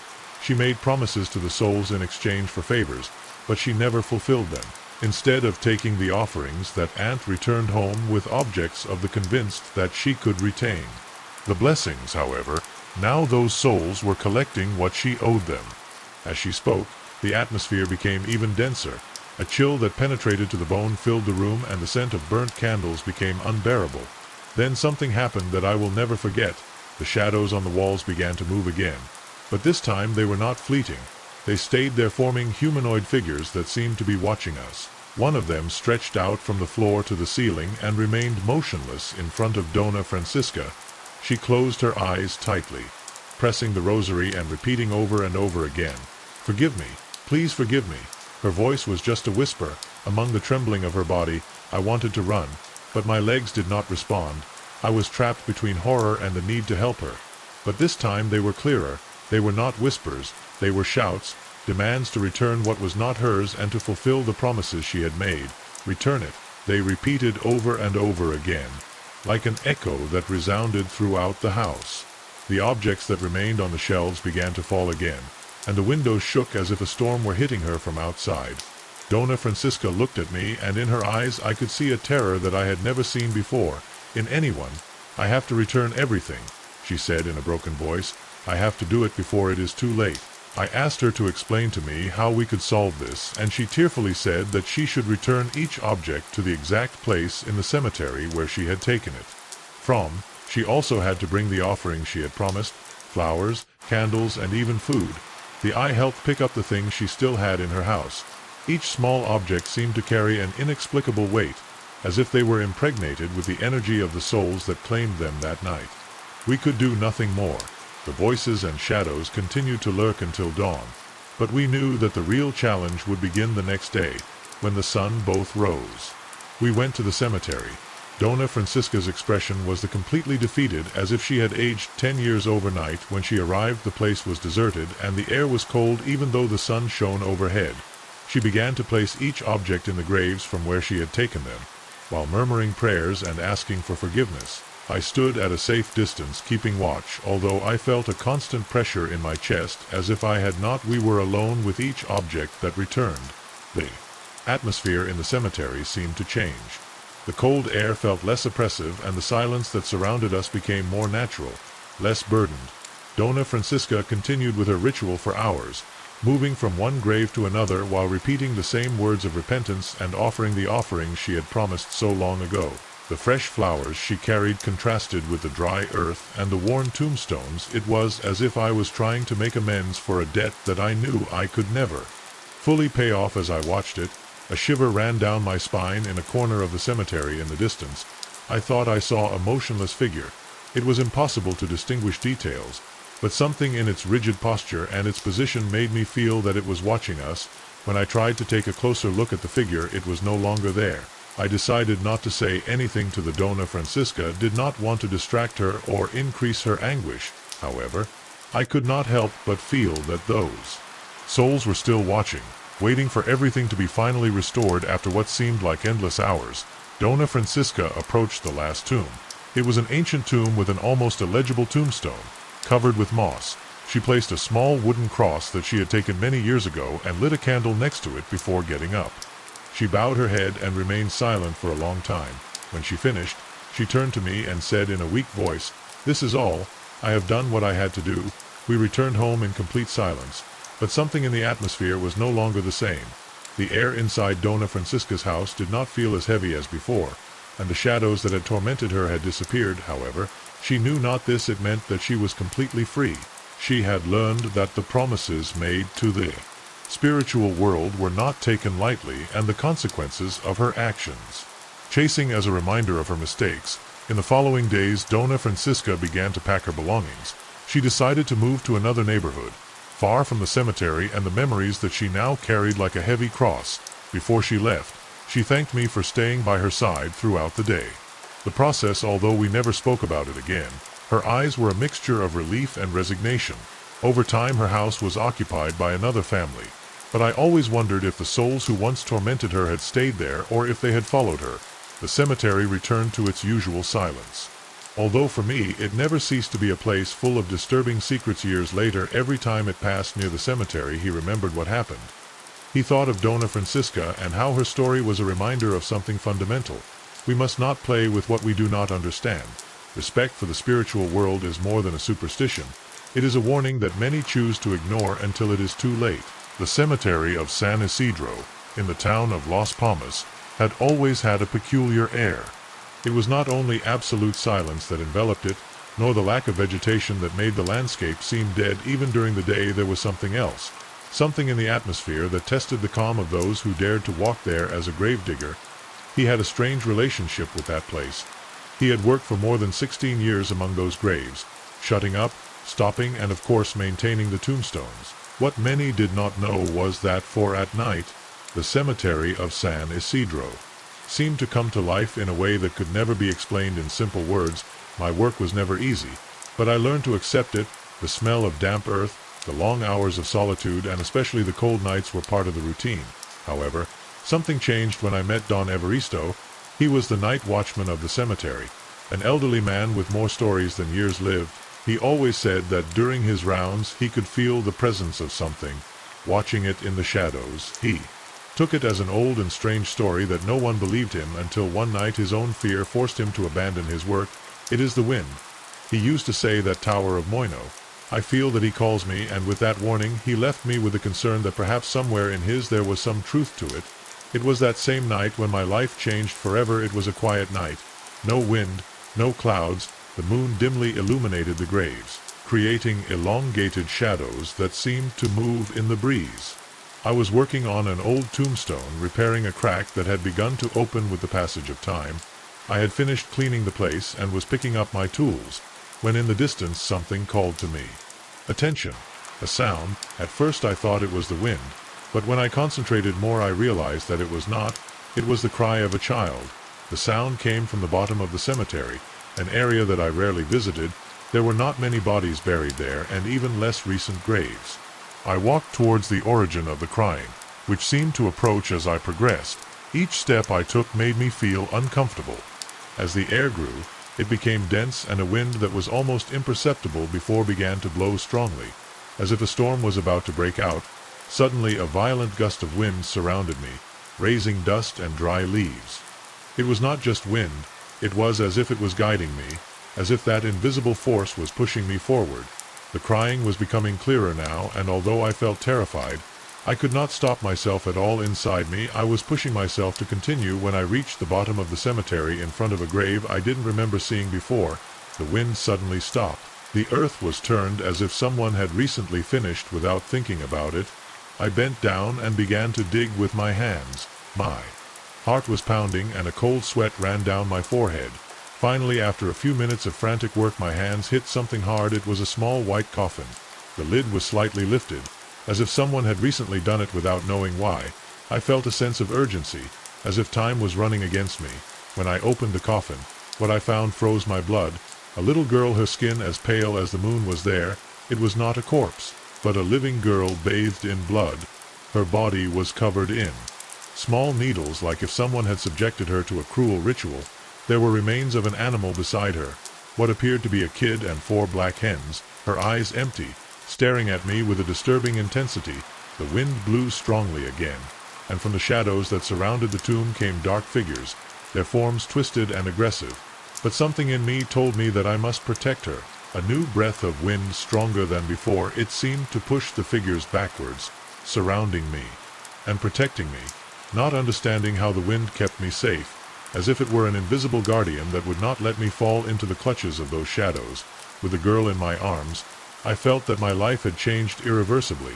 I took her in my arms, and without looking back I left the cemetery as fast as I could, knowing that the wind had guided me, but she had also chosen me for something bigger. That night I couldn't sleep, although I was in my house, curled up next to the girl I had found. The silence seemed heavier than ever. I didn't understand what had happened in the cemetery, or what it was, that force that I had felt guiding me. But something told me that I had to protect her at all costs. The girl's face was marked by terror, as if she had lived something beyond what any human being should experience.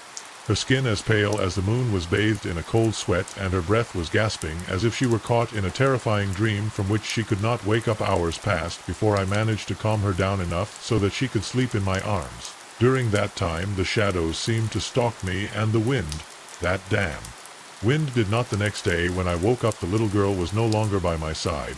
Instead I found a letter folded and torn at its edges, with handwritten words so messy they seemed to come out of the mind of someone who had lost all reason. Protect her or all will be lost. The letter said, she's the last link left. If you leave her going, evil will take over. You can't. Fear enveloped me, but the girl needed answers. I decided to take her to the village doctor. Even though I knew her condition was beyond what medicine could explain, no one understood what had happened in the cemetery. and the few who dared to talk about it only mentioned stories of ancient rituals and forgotten curses. But what I knew, what no one else could tell. I understood that the wind was connected to all this, that force, that inexplicable current of air that had guided me, seemed to be something else. It seemed to have a will of its own, a purpose. Weeks passed, and the girl whom I named Maria del Socorro began to adapt to her new life. She remained silent most of the time, observing the world with eyes that seemed to see beyond what humans they were able to understand. Although I took her to school, her behavior was strange. She always sat alone, looking into space as if she were waiting for something. The children of the village began to fear her, and many turned away when they saw her. There was something about her, something dark and mysterious that could not be ignored. One night when I returned from work, I found something that froze my blood. The door of my house was half open, and the wind, the same wind that had guided me in the cemetery, was blowing hard. I entered without making a sound, my heart racing, afraid of what I might find. Inside, the girl was in the center of the room, surrounded by extinguished candles. Her eyes shone with an unearthly intensity, as if she were seeing something I couldn't. In her hands she held a small wooden figure carved with strange symbols. While she was, as I watched the figure, I felt something change in the air, as if space was compressed. It was then, when I heard it, a low, mocking laugh coming from the darkest corner of the room. I turned quickly, but saw nothing. However, the laughter did not disappear. It was as if an invisible presence was laughing or watching me. I felt a shudder in my back, and suddenly the girl stood up slowly, walking towards me without saying a word. The air became colder, and the wind that had been present since I found her in the cemetery, she blew hard again. "What is happening, Maria?" I asked, trying to stay calm. "Why are you doing this?" She lifted the wooden figure and showed it in front of me. The symbols on the figure shone with a dim light, almost imperceptible, but enough to make me feel that I was seeing something forbidden. Looking at it felt as if my mind was overflowing with strange images and thoughts. I saw shadows, dark beings, and something much bigger and scarier than anything I could imagine. It was then that I understood the truth. What was in the cemetery was not just a girl, but a link between the world of the living and the dead, a connection to something that did not belong to this world. The wind, the wooden figure, and the shadows that surrounded it were part of a much larger game, an ancient ritual that was not to be interrupted. The redemoino, the wind, had been a warning, but also a call to something much more dark that lurked in the shadows of the cemetery. Suddenly the lights of the house flickered, and a gust of wind smashed the windows, sending glass flying through the room. Not knowing what to do, I took Maria del Socorro and ran to the cemetery, the only place I knew that could offer me any answer. I arrived at the cemetery with my heart beating at 1 per hour. The darkness had already taken over the place, and the wind, that damn wind, was blowing hard again. I could feel it, that pressure in the air, as if everything was waiting for something to happen. Maria del Socorro silently walked by my side, her empty eyes as if she wasn't really there, as if her soul was trapped in another world. When she reached the bottom of the cemetery, the place where I had found her for the first time, the wind intensified, and the whisper that before it had been barely audible, now it became a roar that seemed to come from the ground itself. I knelt by the grave, where it had all begun, looking for some sign, some clue as to what I should do, but there was nothing. The place seemed as desolate as it ever was. Then, when I saw it, a vortex of air appeared before me, a swirl of wind that swirled with unearthly force.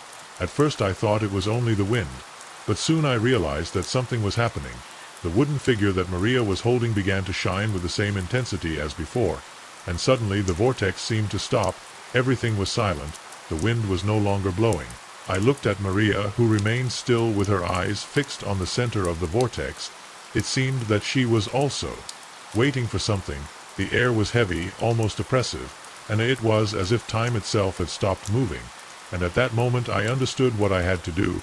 Somehow the redemoino, the wind, had not only been guiding me, it had been protecting me. But now it was no longer just a force of protection, but a sign that the battle between good and evil was about to be unleashed again. The vortex was the link between the two worlds, and Maria del Socorro, that girl whose life I had saved, was the key to closing the door between them with determination. I took the wooden figure from her hands and threw it into the vortex. A roar of wind and light filled the air, and the whirlpool intensified, spinning with such force that I felt my whole body shake. Maria began to cry.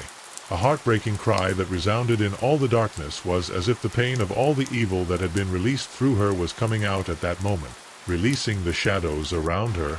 But when the whirlpool reached its peak, the wind suddenly stopped, the air became calm again, and the vortex disappeared as if it had never existed. The pink wooden figure lay on the ground next to the tomb like a sign that the ritual was over. Mary stopped crying, and her eyes, once filled with that strange intensity, were now empty, peaceful. The sense of terror that had been present throughout our journey was completely gone. The wind was no longer there, and the cemetery seemed to have returned to its usual silence. But something had changed. Something had been sealed. The door between the two worlds that had been open was now there, closed, and with it the evil that had been lurking. With Maria in my arms, I returned to my home, not knowing if I had saved the world or if I had simply postponed the inevitable. But one thing was for sure. The wind had fulfilled its purpose, and although I never fully understood what had happened, I knew that my life and that of Maria del Socorro would never be the same. Quiet nights, a distant whisper that reminds me of what happened in the cemetery of San Isidro. I don't know if one day evil will return, but in the meantime I know that there is something in that wind that continues to protect us, guiding us, and maybe saving us from what lurks in the shadows. Carlos had always been a countryman. He was born and raised in a small town in the mountains of the state of Guanajuato, far from the hustle and bustle of the big cities. He loved the tranquility that is only found in remote places, where the sound of the wind through the trees and the singing of the animals were the music of his day-to-day, his home. He was surrounded by seeing fields where they grew corn and beans, with mountains that embraced him on all sides. For him, living in that place was the closest thing to absolute freedom. That night, after having a good time with his friends, Carlos was returning home. It was a quiet night like any other. The full moon illuminated the path he traveled in his old truck, while he remained alert to the darkness that surrounded his path. Although his life in the countryside had been relatively safe, something in the air that night seemed different to him, as if the world was waiting for something, as if the shadows hid something that should not be seen. Carlos always carried a pistol with him, not out of fear but as a precaution. In that secluded place where patrols were scarce and people trusted the word of the neighbor more than the law, a defense was never too much. Even so, he had never felt that he needed to use it that night. However, something began to haunt his mind, a strange feeling that something was going on. He was watching from the gloom the road he was taking. He was surrounded by corn plantations and abandoned fields with thick bush that almost reached the road. There were not many lights in that area, only the dim moonlight that filtered through the treetops and bushes, creating shadows that danced around him. Suddenly, in the middle of the silence, he heard a noise. At first it seemed the rustling of a branch under the weight of an animal, perhaps a deer or a fox, but the sound was followed by a louder and closer one. Something or someone was moving. Through the bushes, Carlos frowned and slowed down the truck. He was alone miles from his house, and his only company was darkness.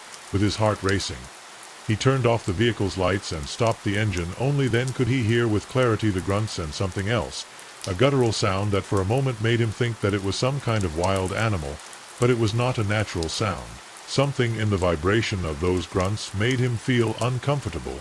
The air was heavy and the feeling of being watched intensified in the distance. Something was moving in the darkness. Carlos did not know what it was, but something inside him told him that he should not continue. He decided to make a decision, got out of the truck, and with the gun in his hand walked towards a small tree nearby. He could not see well, but he climbed quickly to get a better view of what was happening in the bush. From that elevated position, with the moonlight partially illuminating the scene, he could observe something strange in the darkness.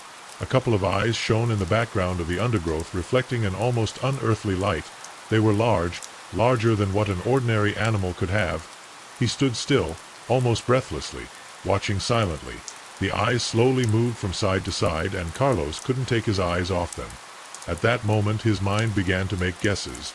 Maybe it was some injured animal or some stranger that had been lost in the darkness, but something in his instinct told him not to approach. The sense of danger was palpable. Then suddenly the sound changed, a rustling of broken branches, closer and much more violent than before. The bright eyes disappeared from his sight. Instead, a deep growl and a sound as if something heavy was crawling on the ground made his blood freeze. Something was advancing towards him, something that shouldn't be there. Carlos knew he had to be prepared for whatever was coming, but he wasn't ready for what would happen next. He tried to control his breathing as cold sweat ran down his forehead.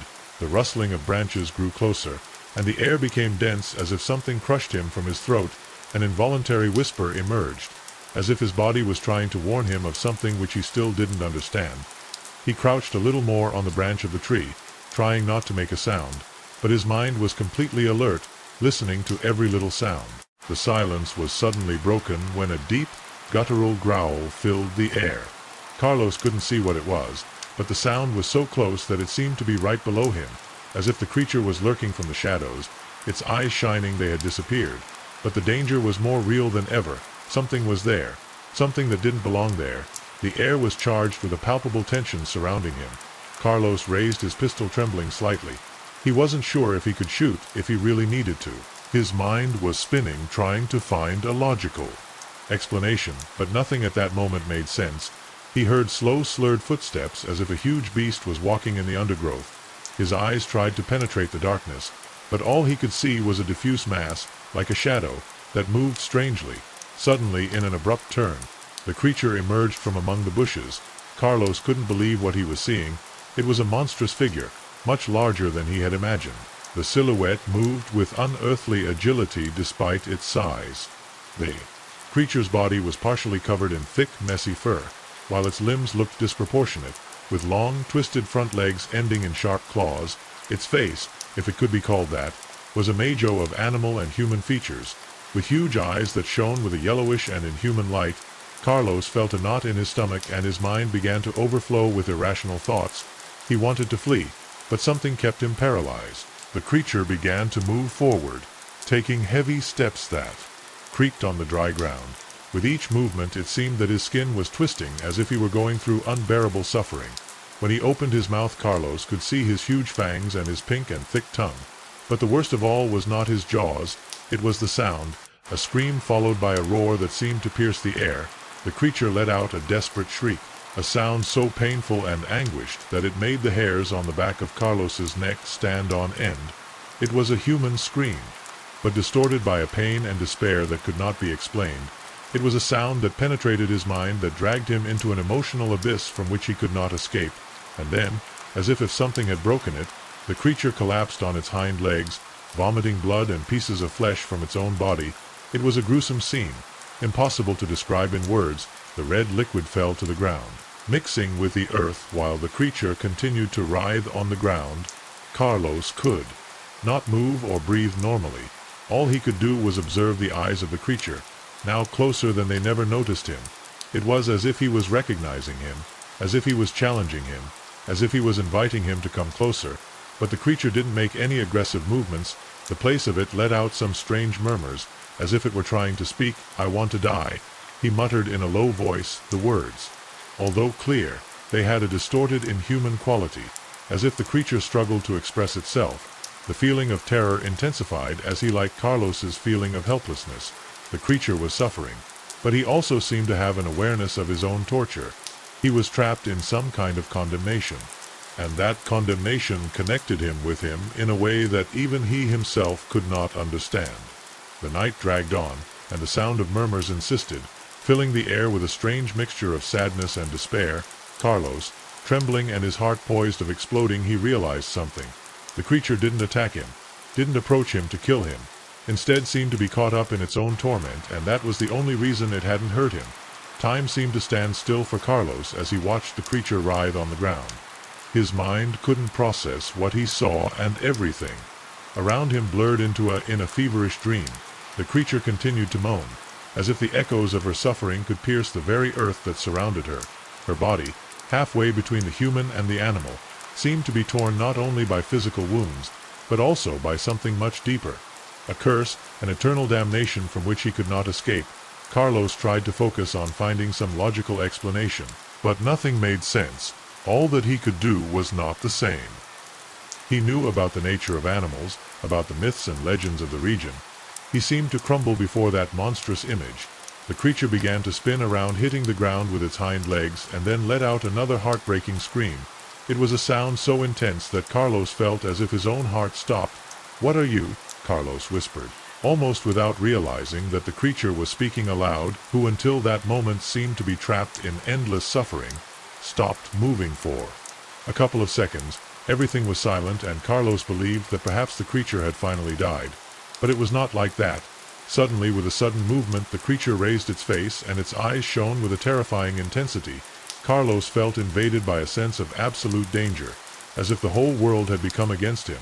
The creature's eyes, deep and empty, seemed to be staring directly into his soul, as if wanting to drag him with him in his torment.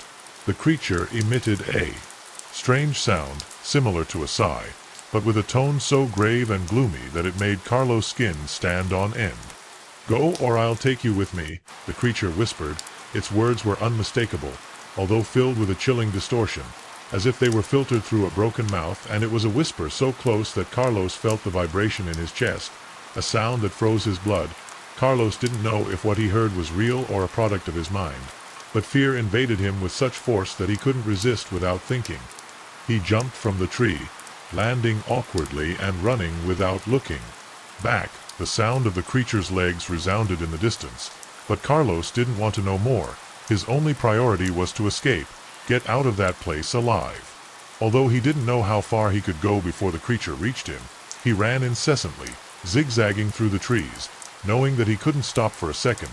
The cold night air hit his face, but fear kept him more alert than ever. Suddenly he heard a sound after him. A heavy step that followed his tracks. The creature was not far, although Carlos did not dare to turn around. He knew that he was getting closer and closer. The darkness seemed to swallow everything around him, as if the forest itself wanted to devour him. At that moment something strange happened. The ground began to tremble under his feet, and the air was filled with an unintelligible whisper, as if the shadows themselves were speaking. The creature, apparently, he had stopped chasing him. Instead, something in the atmosphere had changed. Carlos stopped, exhausted, and looked back, but he saw nothing. The darkness seemed impenetrable. He could not see or hear the creature, but its presence was still palpable, like an invisible weight pressing on him. Carlos began to walk slowly, cautiously. He did not want to make noise. He did not want to attract more attention than he had already suffered. But in his insides he knew something wasn't right. Fear still consumed him, and his body was tense as if it was about to explode at any moment. It was then that he heard the last whisper of the creature, a distant but clear sound. "We'll see each other soon." The words floated in the air like a threat, a promise that even if he had managed to escape that night, the creature wouldn't leave him alone. Carlos wouldn't leave him alone. He could fully understand what had happened, but something inside him told him that this was not the end. He knew that this encounter, that strange and dangerous presence, had marked him irreversibly. Something inside him had broken, and the worst of all is that he felt that the creature was still there, watching him, waiting. Carlos walked with hesitant steps, his mind clouded by fear. The night air he hit hard, but he could not dispel the terror that enveloped him despite having escaped. Something inside him told him that he was not safe. The creature had disappeared, yes, but the feeling that something was watching him from the shadow was still present, almost tangible. Every rustle in the bushes, every movement in the darkness made him turn abruptly, hoping to see those bright eyes again, but the undergrowth did not see them. She was still, and the silence seemed deeper than ever. When she reached the truck, Carlos got in a hurry and without hesitation started the engine. The light of the headlights briefly illuminated the dusty path she had traveled before, but she did not dare to look back all the way back. Her heart was still beating strongly, and her mind did not stop reviewing what had happened. What was that thing? Why was it so full of suffering? The image of her eyes glowing in the darkness, and the sound of her broken voice shone in his ears. When he arrived at his house, the moon was still high in the sky, illuminating the field around his home. But nothing seemed the same. The world seemed to have changed somehow. The feeling of insecurity had taken hold of him, and the familiarity of his home no longer brought him comfort. He decided not talking to his family that night. He didn't want to worry them. He didn't want them to know what he had experienced. He didn't dare to tell them about the creature, about what he had heard. He didn't want them to think that he had lost his sanity. But as the days passed, Carlos began to feel that the creature was still close.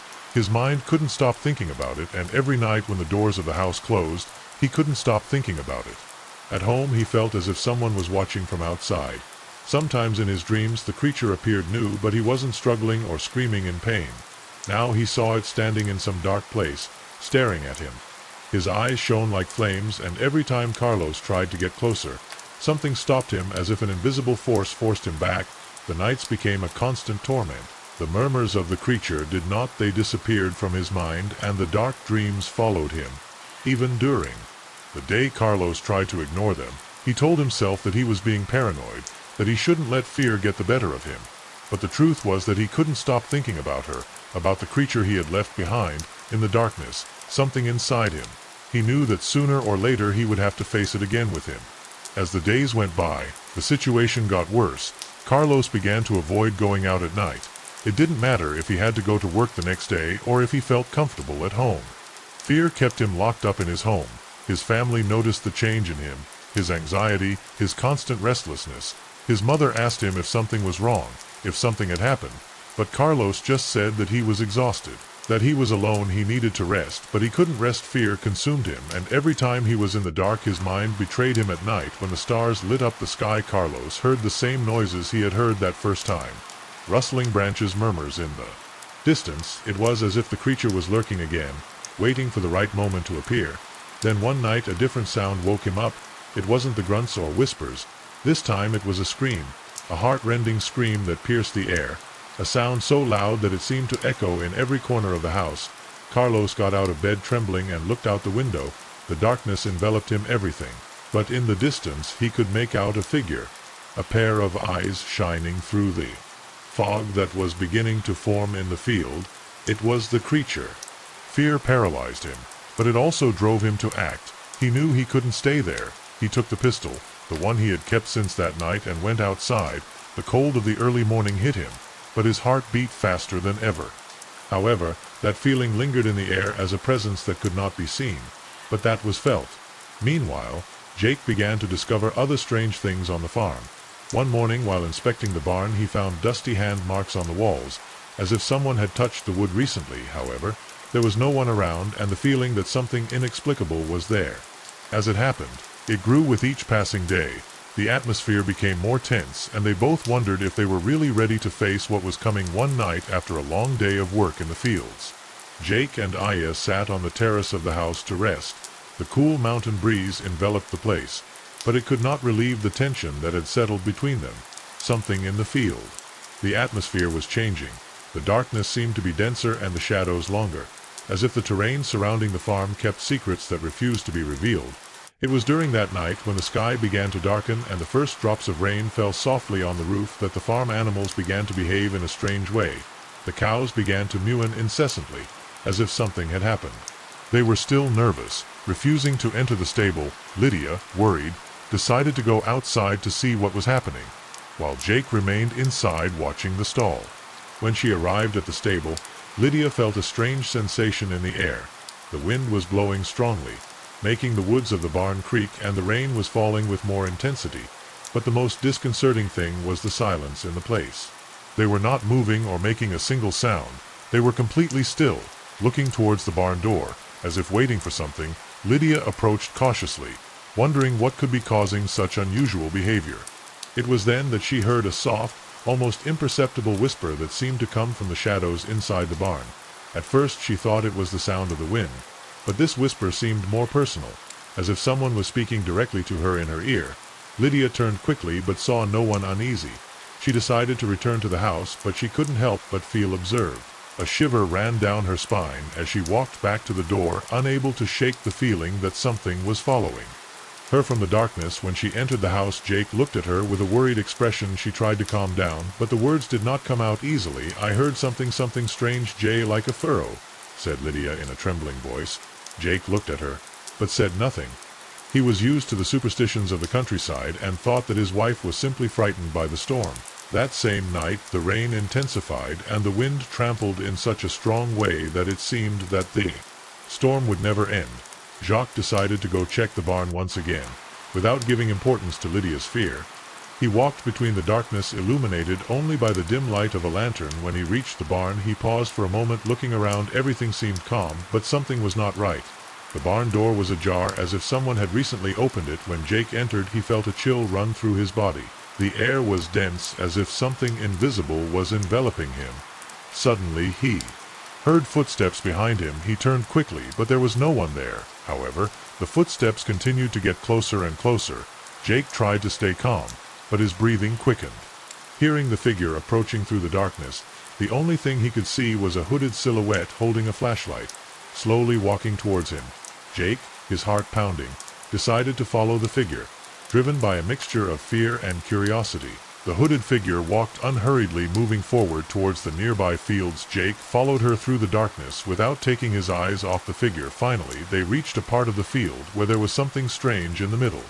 Of nowhere, Jake discovered an ancient well cu by rotten wooden boards. The lantern that held the hooded figure suddenly went out, and the silence that followed was absolute. It was at that moment when Ja heard a terrifying scream, a heart-rending scream that seemed to come from the depths of the well. Fear took hold of him, and an irrational impulse led him to take a step back away from the mysterious figure. As he looked again, there was no one there anymore. The well remained, as a reminder of something dark and ancient, a place that seemed to hold a secret that should not be revealed. Jake returned to the house with a full soul from an unsettling feeling he couldn't explain. The next day, Jake and Lydia woke up with a sense of unease in the air, as if the echoes from the night before were still sneaking between the walls of the house. He couldn't stop thinking about the well and the strange encounter with the hooded figure. He decided he had to find out more about the history of the property, looking for answers to the mysterious events that surrounded them. Lydia, although fearful, she accompanied him in his search. Both visited the small shop in the village, a place that, although it had few inhabitants, was always full of rumors and gossip about the region. When she asked Aaron about the history of the farm, the old people of the place were reluctant to talk, but finally an old woman gave them a clue. The farm has witnessed blood, she told them with a glance. Many years ago, in the 19th century, a man was accused of witchcraft and lynched by the townspeople. They threw him alive into the well that is on their land. Since then, the screams of his soul torment all those who dare to approach. That afternoon, Jake and Lydia began to dig near the well, determined to discover the truth. While digging, they stumbled upon a series of ancient files that seemed to be having been forgotten for a long time. The documents revealed the heartbreaking story of a man named Eduardo Martinez, who was unjustly accused of witchcraft, was lynched by an angry mob and thrown into the well. The truth came to light. Eduardo had been nothing more than a victim of the superstition and irrational fear of the heavy-hearted people of the time. Jake and Lydia decided that they must do something to give peace. The spirit, who was still haunting the farm the next night under a starry sky, decided to perform a symbolic ritual to free Eduardo's soul, cleaned the pit of the rubble, and respectfully planted flowers around, praying for the rest of his tortured soul. Although they felt that something important was happening, they did not expect everything to be resolved immediately. The supernatural events began to gradually fade away, as if the presence of the spirit was days later. The calm returned to the dark valley. The whispers that had once tormented them disappeared, and the animals returned to their normal behavior. However, the fear that had blamed Jake and Lydia for so long did not disappear completely. Both knew that they could not forget what they had lived in that place, and the decision to leave the farm became inevitable. They decided to move. Although with a heart heavy, Lydia looked one last time at the well, now covered with flowers, and felt a strange sense of peace. Perhaps Eduardo's spirit had finally found rest, but they could never forget what they had experienced in the dark valley. The farm, once a symbol of hope, had now become a place marked by the suffering of the past, a place to which they would never return. As they lived, the wind blew softly, taking with it the last traces of that forgotten history. However, in the depths of the night, sometimes when the wind was strong enough, it seemed that distant whispers could be heard, as if something or someone was still waiting to be heard. Derek Moore was used to the silence that only the early morning could offer. For years he had dedicated himself to driving for a transportation application, a night job. That helped him cover the debts he had accumulated throughout his life, and that somehow he was still unable to resolve. Meanwhile, the nights slowly slipped by, filled with the stories that his passengers shared, sad, cheerful, funny stories, but few really exciting. It was the kind of job that kept him busy without needing to think too much. However, that night everything would change. It was a cold early morning in Mexico City. Derek was driving through little-traveled streets surrounded by buildings that seemed to sleep under the gloom. He blew his whistle and a new request appeared on the screen. Something that was not unusual, however. This time the destination was different. The pickup location was in a place that didn't ring a bell at all, Olivo Street. an area known for its darkness and for being little frequented, especially at that time of day. He decided to accept the race in the hope that the passenger would not be just another person who would offer him a boring conversation. When he arrived at the indicated address, Derek could see a lone figure under the dim light of a flashing lantern. It was a man dressed completely in black with a hat that partially covered his face. He didn't say a word, and that made Derek feel uncomfortable. The man got into the vehicle without saying a single word, delivering only an address that when entered into the car system was not correct. The GPS screen flashed several times showing erratic routes and unknown places. Despite everything, Derek decided to go ahead. Maybe he was just an eccentric passenger. The journey began in silence. Derek, out of habit, tried to start a conversation to ease the tense atmosphere, but the passenger simply replied with short, almost philosophical phrases. Sometimes the road is more important than the destination. Derek, somewhat bewildered, looked at the man in the rearview mirror. What he saw made him shudder. The passenger had no reflection in the mirror. He tried to ignore it, thinking it must be a trick of light or his imagination, but something in his stomach was telling him that something was not right. As they advanced, the temperature inside the car began to drop drastically. The air felt heavy, as if the environment itself was being distorted. Derek lowered the air conditioning, but the cold continued to intensify, as if an icy wind had invaded the car. The stranger was unfazed. He kept looking straight ahead, his head slightly bowed. Suddenly the car turned into a darker street, the flashing lights of the lanterns barely illuminating the way. Derek began to feel uncomfortable. Why he was being taken down these streets of certainty? The city must be closer, but it seemed that he was traveling to some unknown place beyond the city limits. He decided to concentrate and continue, thinking that perhaps the passenger lived in a secluded area. However, something in the middle of the city was not the same. The air began to change. The sound of the engine became strange, as if the car was fighting something invisible. The vehicle's lights flickered and the audio system began to emit static. Derek tried to change the station, but there was no signal. The pressure in his chest increased. He felt as if something was trying to stop him, something he couldn't see but was there watching him. The passenger began to whisper in a tongue that Derek didn't understand. The words were quick, unintelligible, but there was something so disturbing about his tone that it made the hair on the back of Derek's neck stand up. The light on the car began to fail completely, and the car's brake felt heavier than normal, as if someone was pushing hard for it not to move forward. They finally reached an unexpected destination, a dilapidated motel isolated with the walls covered by the passage of time. The passenger, with a quick movement, leaned forward, stared at Derek, and whispered, "The road ends where it all began." Without opening the door, the man disappeared into the darkness. Derek, paralyzed with fear, got out of the car without thinking, stood looking at the old motel that now had an even more sinister appearance under the moonlight. When he looked towards the back seat, something strange caught his attention. An old newspaper rested on the seat. The cover showed a black and white photo of a man who, to his horror, was identical to the passenger who had just left the vehicle. The news read, "Massacre at the Olivo Motel, an inexplicable crime that terrorized the city in the 80s. Derek felt as if the ground was crumbling under his feet. Who was that man? Derek really couldn't move his feet. The cold air of the early morning enveloped him, but he didn't feel the cold. The discomfort of the situation completely invaded him. The scene in front of him, the dilapidated motel, seemed out of place, as if the news had been torn from another time.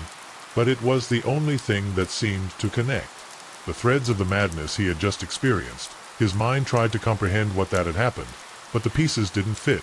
The motel, a two-story building that had been the scene of a horrific murder in the 80s, now seemed to be stuck in a time loop in the old photographs Derek had seen online. The walls were pristine white, and the place seemed to have been a destination for tourists, but now the walls were cracked. The neon sign flickered faintly, and the broken windows showed a dusty interior and void. The story of the motel massacre had been famous in the city. A group of people had been found dead, their bodies mutilated without any logical explanation.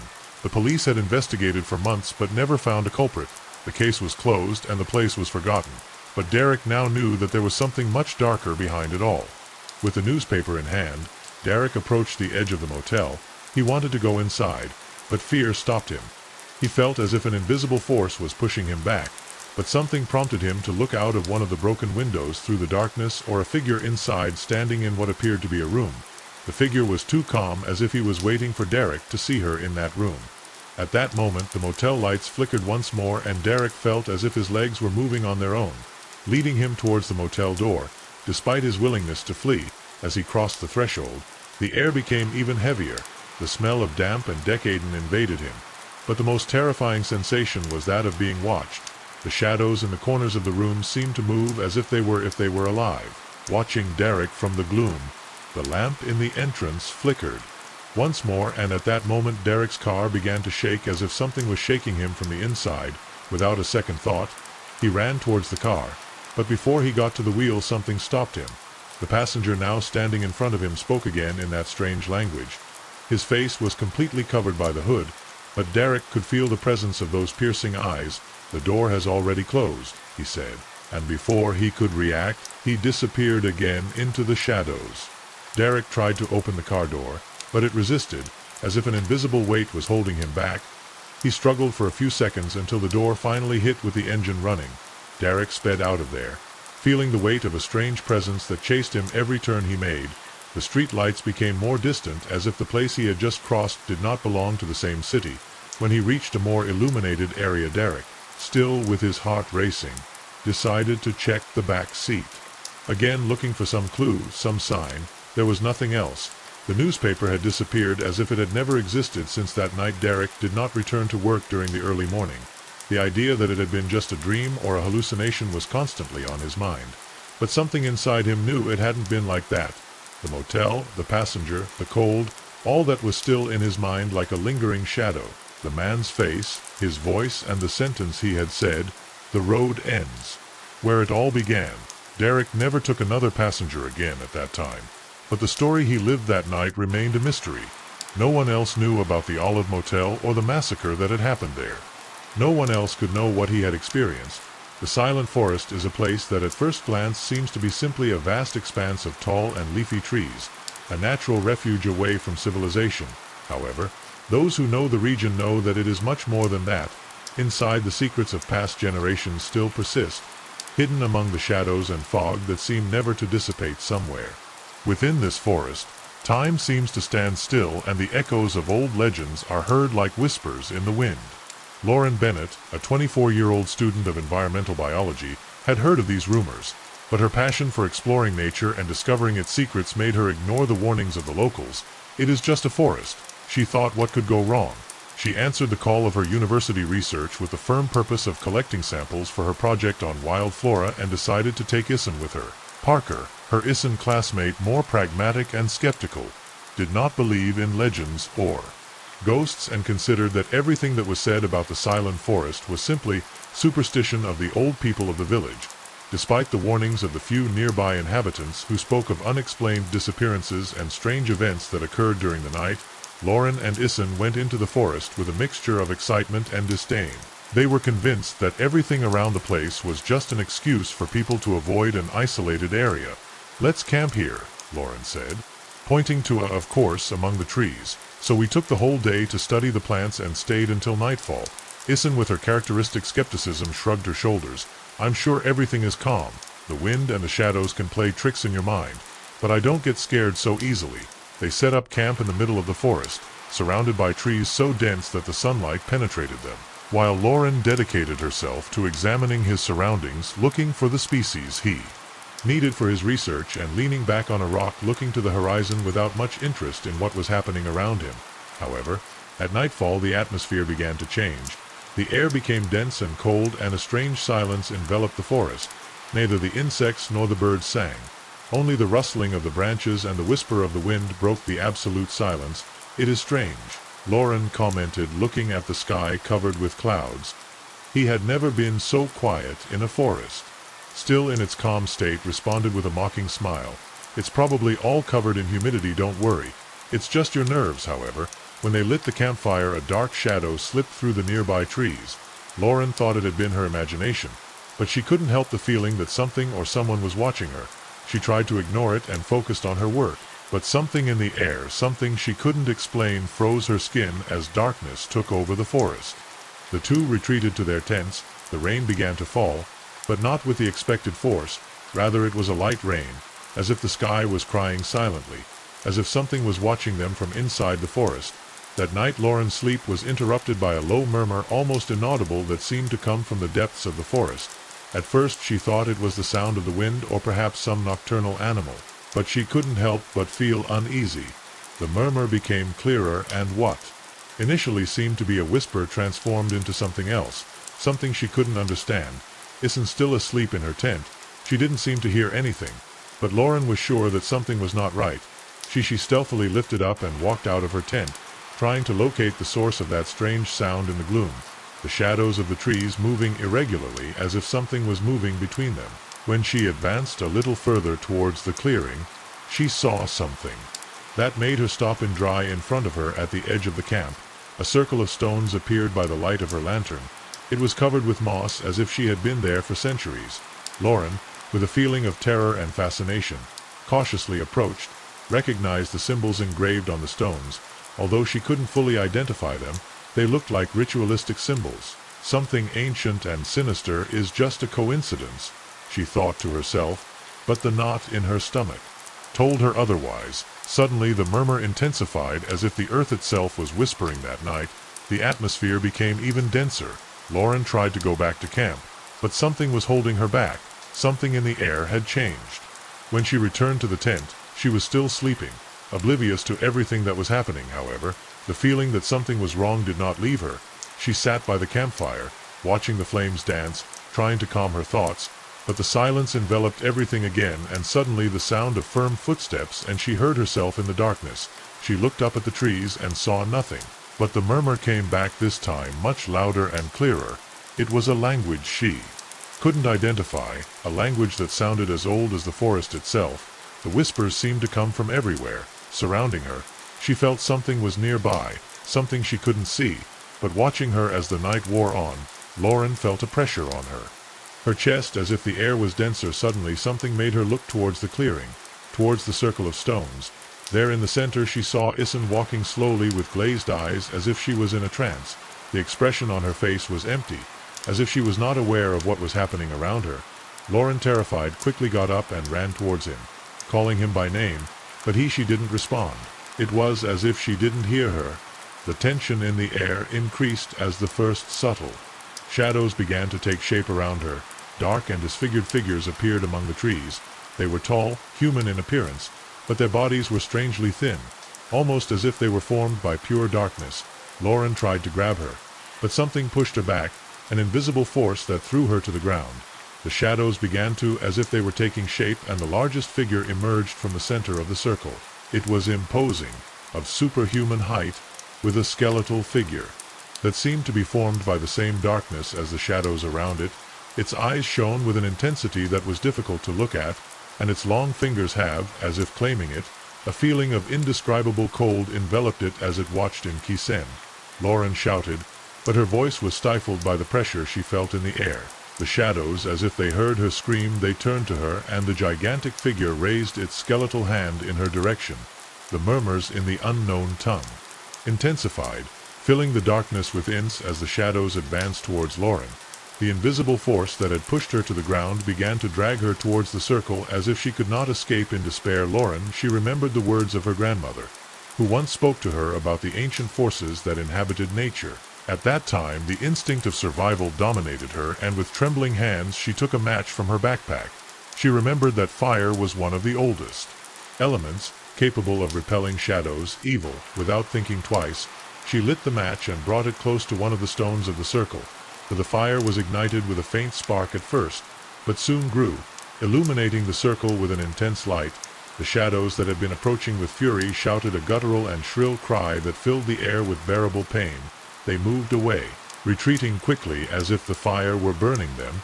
The giant figure in the center of the circle raised its arms, trying to stop the fire, but it could not. With one last cry, he disappeared into thin air as if he had never existed, and fell to the ground as if he had been freed from a spell. Lauren ran towards him, taking him in her arms, while he woke up slowly, confused. He did not remember anything of what had happened, his face pale, and his eyes full of terror. "What happened? Where are we?" he asked, barely regaining consciousness. Lauren, without answering, looked once again towards the circle. The fire was still burning, but when he looked closer there were no traces of the circle of stones or the shadows. Everything had disappeared as if it had never existed. Without wasting time, Lauren lifted Ain and dragged it out of the forest. Fear invaded her as they ran without looking back. When they arrived in the village, they went directly to the police station to report what had happened. However, when they returned to the place where they had camped, they found no trace of the circle of stones. The policemen, at first incredulous, limited themselves to searching the area without finding anything out of the ordinary. Issen never recovered the memory of the events of that night. Despite being visibly upset, she tried to convince Lauren that everything had been a nightmare, an illusion caused by fatigue. However, for Lauren nothing would be the same. Her vision of the world had completely changed. She was no longer just a scientist looking for answers in nature. She had witnessed the inexplicable, and the experience left her marked forever. From that moment, Lauren began to wonder if we really knew everything in our world, or if ancient forces were still poured into the shadows, waiting to awaken once again. Evan Tarmaer, a 62-year-old man, decided to move to a secluded corner of Mexico, to an old cabin on the shores of a mysterious lake known as Shady Lake. This place had witnessed strange events and legends told by the few inhabitants of the nearby villages after the death of his wife. He thought that this place would bring him the peace and tranquility that was so far from the painful memories of his past life. His faithful dog Sammy always accompanied him on his long walks and fishing moments, being his only company since he was born. He left the city. The lake, located in an isolated region, was surrounded by a thick forest that seemed to swallow everything inside. Despite the warnings of the locals about the strange silence that always enveloped the area, he ignored the stories. He had always considered the legends about the lake to be just ancient tales meant to keep outsiders away. As the days went by, something strange began to happen. The atmosphere on the lake was unusually quiet. The common sounds of birds and forest animals were rarely heard. The air was always dense, as if nature itself broke the strange spell that surrounded the place. At night, Evan began to hear faint whispers that seemed to rise from the water, but when he looked at the lake, everything was completely calm, as if nothing would have happened. Sammy, his dog, began to behave in a strange way. Normally such a loyal and calm dog was not easy to disturb, but since they arrived at the place, the animal avoided the shore of the lake, and what was even more disturbing, began to growl and bark in the shadows of the sunset. The dog seemed to feel something that Evan could not understand. One night, while fishing in the dark waters of the lake, Evan saw something strange beneath the surface, a movement, a shadow that slithered through the deep waters. Although he could not identify what it was, the feeling of discomfort was immediate. He thought that perhaps it was a large fish, something that was not uncommon in those lakes, but he could not get rid of the strange sensation that invaded him. He decided to ignore it and continue with his fishing. However, that same night, while he was resting in his cabin, something woke him up abruptly. Sammy, who was normally quiet at night, he was barking furiously. He ran to the window, and what he saw left him paralyzed. In the distance, on the shore of the lake, there was a dark figure covered by a cloak that hid his face. He was motionless, staring at Evan's cabin. At that moment, a shiver ran down his spine. He decided that at dawn he would go to investigate what was happening, without imagining that this figure it would turn into something much more terrifying than he had ever imagined. Eva could not fall asleep that night. The face of the hooded figure continued to haunt his thoughts like an omen that kept him alert at dawn, armed with a flashlight and a rifle. He decided to face whatever was lurking near his cabin. Sammy, as always, accompanied him, although this time the dog remained close to him, without not an inch away. When he reached the shore of the lake, the hooded figure was there, in the same place where he had seen it the night before. The silence around him was deeper than ever, as if nature itself feared what was about to happen. Evan walked towards the figure, the lantern lighting the way, and his heart beat wildly. When he was close enough, the figure finally turned to him, revealing eyes completely black like two empty wells that reflected the darkness of the same lake. The air around him suddenly became icy, and a wave of cold ran through his body. The figure muttered incomprehensible words, his lips moving slowly as if trying to communicate in a forgotten language. The sound was low, almost inhuman, and seemed to come straight from the water. Evan felt a pressure in his chest, as if the lake itself was about to swallow it. Without thinking about it anymore, the figure began to fade slowly, as if it melted with the black water of the lake. In the blink of an eye, it disappeared, leaving only the echo of his murmurs and a deep cold that penetrated to Evan's bones, stunned. He returned to his cabin with his heart still beating strongly as he entered He noticed something even more disturbing in the windows of the cabin. There were marks, wet hands, as if someone had touched the glass with soaked hands. A pungent smell of seaweed mixed with the air, and Sammy, normally a quiet dog, refused to enter, barked furiously into the house, as if sensing something that Evan could not see. Evan decided to investigate further about the lake, headed to the nearby village where the few inhabitants told him dark stories that were they dated back to the 1920s, according to accounts. A small village had been flooded when the reservoir that formed the lake was built, and many of its inhabitants, including a local priest and his family, were never found. Rumors spoke of a curse that weighed on the waters, a dark presence that fed on those who came too close at that time. Evan understood that the lake was not alone, not only a quiet place, but one that was linked to something far more sinister, something that had remained silent for decades, waiting to be discovered. Determined to put an end to whatever it was that haunted him, Evan decided to leave the cabin before leaving, threw a rosary into the lake and recited a prayer aloud asking for protection. At first the disturbances began to cease, the presence was weakening, and Sammy's strange behavior, however, Eva could never completely shake off the feeling that something was watching him, something that would never leave the lake in peace. When he left the cabin and walked away from the gloomy lake, the waters remained unshakable, as silent as ever, hiding in their depths the secrets of a forgotten tragedy. The few inhabitants of the village avoided the place, assuring that he should never approach the lake. For the evil that inhabited in it, he did not spare the curious Magic. Rodriguez and David Gomez had always felt a fascination for forgotten places, those that time had left behind, hidden under dust and oblivion. After weeks looking for new locations for their projects, they found an old Victorian mansion on top of a remote hill in Chiapas, Mexico. The house, known by the locals as the Joy Mansion, belonged to a wealthy family that mysteriously disappeared in the 20s. No one knew for sure what had happened to them, but the stories of unexplained voices and shadows moving around the house had become part of the local folklore. Determined to discover what secrets that place held, Magic and David arrived on a dark afternoon when the sky was covered by gray clouds and fog began to envelop the hill. As they approached the mansion, both of them, they were attracted by its imposing facade, which, although worn by the years, still retained a majestic air. The house seemed to have been frozen in time, as if its inhabitants had abandoned everything quickly. Inside, the furniture and objects were covered by white sheets, but they seemed to be in their place intact, as if the passage of time had not affected anything. Meiji, camera in hand, began to capture every corner of the house. At home, as he walked through the dark corridors, he noticed something strange in the shadows that were in his photos. Even though the rooms were empty, the images showed human figures that seemed to move. The feeling of being watched intensified when in the main living room David found an old newspaper covered in dust. The diary belonged to Eleanor, today gay, the last known resident of the mansion.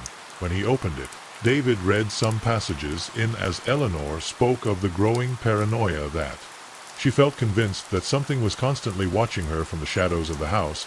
As they progressed in the exploration, strange occurrences began to happen. The doors closed on their own and the echoes of invisible footsteps echoed in the empty corridors. Magic tried to keep calm, but the heavy air and the sense of unseen presences increased with each step in the main room. As she used her camera to take one more photo, something made her turn. As she looked at the reflection in the antique mirror hanging on the wall, she saw a woman in a white dress behind her, her face pale and distant. But when she turned, the room was empty and the feeling of cold enveloped her completely. David nervously read more of the diary and discovered that Eleanor had mentioned this mirror, describing it as a portal to something that does not perceive this world. While it was read in a low voice, the lights of the lanterns began to flicker and an ethereal figure slowly emerged from the mirror. Advancing towards them, the woman in white whispered softly, "Why did you return?" The atmosphere became thick and terror took over with Magic, and David, realizing that something was trying to catch them in that place, tried to run away. But the front door was closed as if some invisible force prevented them from escaping. A low scream echoed through the house and the female figure was advancing towards them, closer and closer. With empty eyes full of despair, Magic and David, they tried to remain calm, but the fear was so intense that it was difficult for them to breathe. The figure in the mirror seemed to float in the air. Its movements were slow but at the same time eerily fast too. As she advanced towards them, the air became heavier and the feeling of despair enveloped them. Maki, with an accelerated pulse, searched among her belongings for something that could help them in a fit of desperation. She decided to take the camera and with all her strength threw it against the mirror. The impact was immediate. The veto broke into 1,000 pieces, and a sharp like that of a desperate woman resounded throughout the mansion. The figure that had been throwing them out disappeared in a dark mist that dissolved instantly, leaving behind an absolute stillness. They both fell to the ground exhausted, and the silence of the house seemed to envelop them completely. After a few minutes, when they caught their breath, David got up cautiously and looked around. Everything was strange. The mansion no longer seemed so alive, but something in the atmosphere made them think that something was still there. Something they didn't want to find. Meiji still trembling. She reviewed the photo she had taken before the mirror broke. At first she thought it was an illusion, but when she enlarged one of the images, she realized that the figure of the woman in white was there in the background, in a room that had been empty. It was as if the presence had never left the house. Although they believed they had expelled her by her part of the day, decided it was time to destroy the diary. He felt that the longer he was close to those memories, the closer they would be to something even more dangerous. Without saying a word, he took the book and threw it into the fire in the fireplace that was still burning in the room. The flames quickly consumed him, but an unsettling feeling lingered in the air, as if the fire could not completely erase what had been written in those pages. They both knew that something had changed.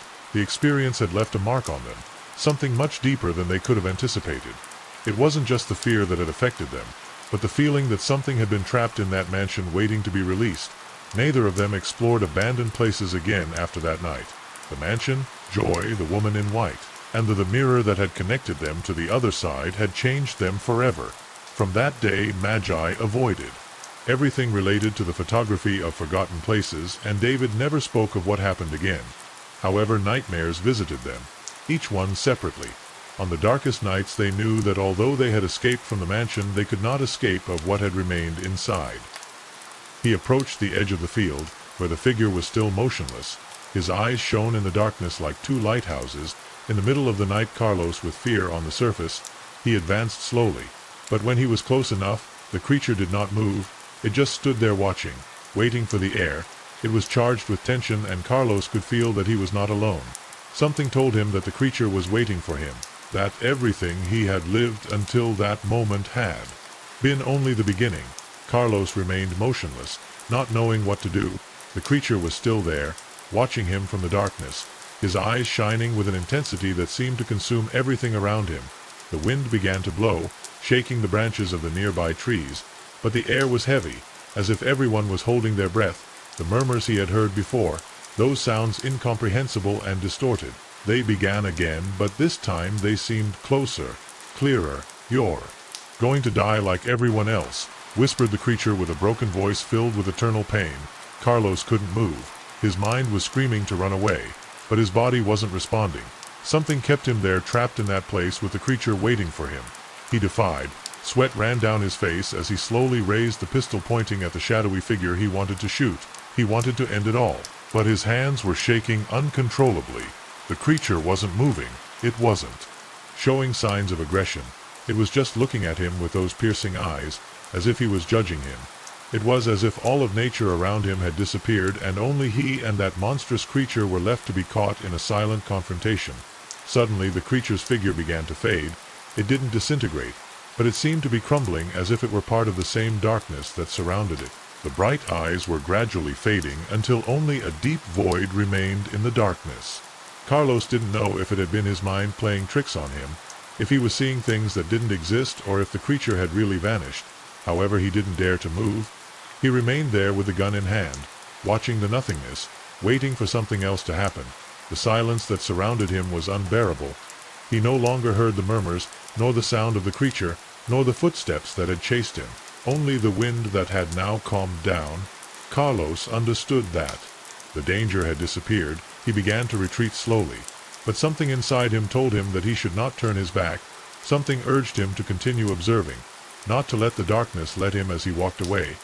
He couldn't stop thinking about the creature's words, about his suffering, and that presence he had felt so close.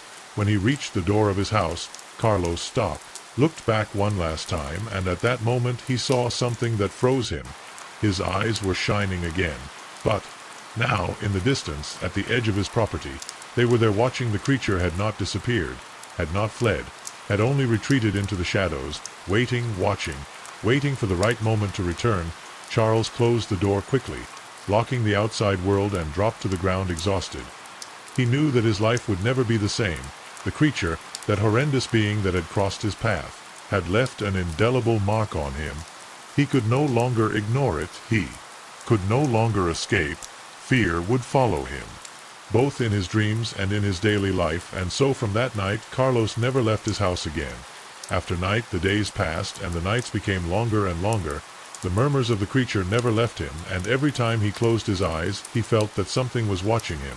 No matter how hard he tried, it did not matter how many times he tried to reason with his mind, he knew that what he had experienced could not be explained years later. When he was asked about that night, Carlos could never answer with certainty that it had happened. He only looked into the distance as if the creature was not yet lurking waiting. The truth is that no one knows if what happened that night was real or if Carlos' mind was simply unable to withstand the tension. What we do know is that something in her interior changed forever, and the worst thing is that the creature keeps waiting in the dark, watching everyone who dares to walk the lonely paths of the night. Emily Ortega, she had decided to escape after losing her sister in a traffic accident. Her life had fallen apart. She couldn't stand the hustle and bustle of the city anymore, or the looks of compassion she received from everyone she received. She decided to move to a secluded place, looking for a refuge in nature, far from the life she knew. That's how she came to Sombra Vieja, a small town nestled between the mountains of Mexico, known for its tranquility and for being surrounded by lush forests. Emily rented a small wooden cabin on the outskirts of town, a rustic construction that promised her the peace she longed for.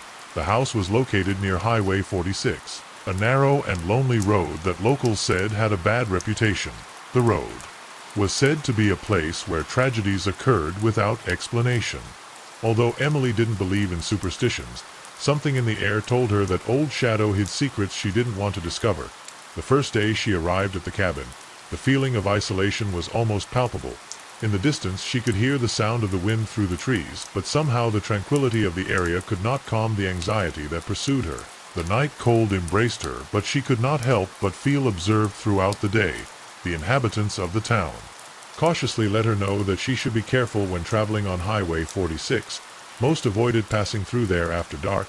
That road is not a good. Lady Ortega had warned him. Mrs. Rosales, the old woman who lived in the house next door. They say that something somewhat dark appears there that does not bring good omens. Emily had smiled kindly, thinking that the lady was simply superstitious, but that night, when the sun had already set and darkness covered all around her, the words of the old woman like errand to haunt her mind. She decided to go to the village to do some shopping, and although she thought she could avoid the road through a longer road, in the end she chose to take Highway 46. Something inside told her that she should do it. She drove slowly, watching the trees that lined both sides of the road like a curtain of shadows. Suddenly an icy breeze ran through her body and the lights of the car began to flicker. Emily tried to change the radio, but the music stopped playing. Everything seemed to have stopped for a moment, as if the whole world was holding its breath. The road was empty. There was no other car for miles. It was then that he saw a dark figure in the distance, at the edge of the road. At first he thought it was an animal or a lost man, but as he approached, the figure seemed to move strangely. He was not walking, but floating above the ground. It was an imprecise shadow, as if it were made of the same darkness. Her heartbeat accelerated and her hands trembled at the wheel. As she got closer, the figure disappeared among the trees. Emily couldn't help but speed, with cold sweat running down her back. The silence around her was deafening. When she reached her cabin, Emily tried to calm down. She couldn't stop thinking about what she had just seen. It was just her mind playing tricks with her, or maybe she thought the stories of the town had some truth to them. That figure, that shadow, seemed to be tied to that place in a deep way. That night Emily couldn't sleep. The noises in the house, the creaks in the walls, and the whispers that slipped through the cracks in the windows kept her alert. Something in the dark made her uneasy. The air felt heavy, as if she was waiting for something to happen. The next morning she arrived with a deceptive calm. Emily got up early, still with the echo of the shadow floating in her mind. She decided to go for a walk to clear her thoughts and become more familiar with the surroundings. The imposing and ancient trees seemed to watch over her at every step she took. The air was fresh, but something in the atmosphere made everything seem heavier than usual. The murmur of a nearby stream broke the silence, but the feeling of being watched did not leave her in the village. People kept avoiding talking about the lonely road, as they called it. It was not only the stories of accidents and disappearances that made them fear the road. There was something else. Something that went beyond what words could explain. Emily, at first skeptical, began to feel that all this had some truth. It was at that moment that she met Don Hugo, the old owner of the village store. While Emily was buying some provisions, he watched her for a long time, and when she approached the counter, asked him in a deep voice, "Have you seen the shadow of the road, Miss Ortega?" Emily, although surprised by the question, she decided to be honest. "The D-no on the side of the road. I don't know what to make of that." Don Hugo didn't say anything for a long time. His gray eyes seemed to read her mind. Finally, with a sigh, he murmured, "Years ago a school bus went off the road right at that time. The road was during a storm and all the children who were traveling died, but not all of them were found. The ones who disappeared, those they never found, well, let's just say their soul was trapped in that place and the shadow is what's left of them. It's not something you can see without consequences." Billy felt a chill run down his spine. He didn't like to hear those stories, but he couldn't stop thinking about the shadow that I had seen, that it would be that which had been lurking on the road. It would be those, the souls of the children who never returned home that night. While she was returning to her cabin, the air began to cool down again in a much more intense way than the night before. Emily's car began to fail once again. The lights flickered and the sound of the engine suddenly went out. The darkness around was total throughout the night. Far away she could see the silhouette of the shadow as if it was waiting for her in the center of the road. She didn't have time to react. The car stopped completely, and at that instant Emily felt an oppressive presence. The temperature inside the vehicle dropped drastically, and a whispering voice like a distant echo called her by her name. "Emily, come." They see Emily's heart the ant tightly. Her breathing was ragged. The voice seemed to come from everywhere at once, echoing in her ears. She couldn't move. It was as if something invisible was catching her, as if the air itself was squeezing her. Suddenly the shadow moved towards her. She had no definite shape, but she expanded quickly, sliding across the asphalt towards her car. At first she just looked like a fuzzy figure, but when she got closer, Emily could make out small shapes, tiny figures, that they were clustered around the shadow. They were children's shadows, and their eyes shone with a spectral light. Emily could hear the whispers and screams, as if calling for help. The children came closer, surrounding the vehicle. Then the main figure of the shadow dissolved into a dark mist that enveloped all around it. The children's screams increased, but they were desperate screams, as if something prevented them from resting in peace. For an instant Emily realized that she couldn't go on there without thinking. She opened the car door and ran into the woods. She ran aimlessly, guided only by fear and the need to escape. The shadows followed her as if the road itself was calling for her. When she reached the entrance of her cabin, she stumbled and fell to the ground. She could barely breathe. But when she looked back at the shadows, she was already they weren't. The fear left her paralyzed, and for the first time since she had arrived in Old Shadow, Emily began to question if everything she had heard about the place was more than simple legends. The sun rose the next day, but the uneasiness in the air remained. Emily tried to convince herself that what she had seen was not real, but the echoes of the children's screams continued echoing in her mind. She was trapped in a place where the boundaries between the real and the supernatural seemed to blur. Despite the fear she still felt, Emily decided that she should investigate what had happened. The truth, although terrifying, was the only way to find peace in her mind. She spent the next few days looking for information about the accident that Don Hugo mentioned. In the town library she found old newspapers and reports that spoke from the tragedy 40 years ago. A school bus that went off the road on a rainy night while carrying a group of children back to their homes. The victims were many. But the most disturbing thing was that some of the bodies were never found, including those of the children who were traveling in the back seats of the bus. Emily began to investigate more deeply. She found testimonies from survivors who spoke of a strange sensation, as if something had followed them from that night. Something that had never been. It was then that he discovered the name of the road. Highway 46, or as the older ones called it, the Lonely Road.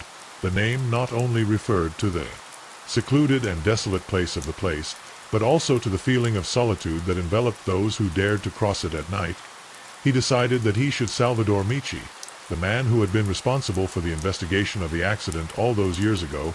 In his office he received her with a tired look, as if he were used to receiving strange stories about that place. "What? Look around here, Miss Ortega." The seraph asked in a deep and serene voice. "I have heard stories about Highway 46, about what happened all those years ago, and about the shadow, who appears there knows something about it." Emily tried to stay calm, but her voice betrayed her fear. The seraph sighed and leaned back in her chair, looking out the window as if she was looking for the right words. "I've heard many accounts over the years," she started.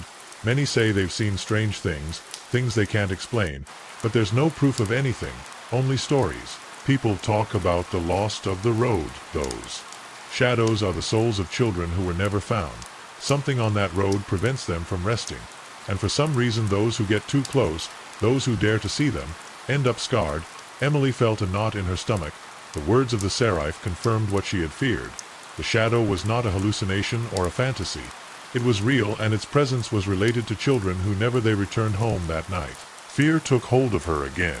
She decided not to go out, even though the air inside the cabin was getting heavier and heavier, but the sound of footsteps near the door did not let her rest. She was sure that something was coming, something that she could not see, but she could feel the lights of the house flicker, and the temperature dropped sharply as if it were a reflection rose from her chair and walked towards the door. Not knowing why, when she opened it, the icy wind greeted her with force, and she saw in the distance a floating figure on the road.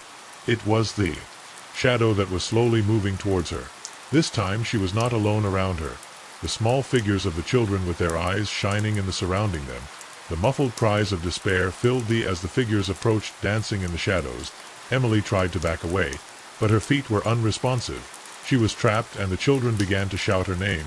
It was an unbearable anguish. It was then that a firm hand took her arm. It was the seraph, Michi. He had followed her home.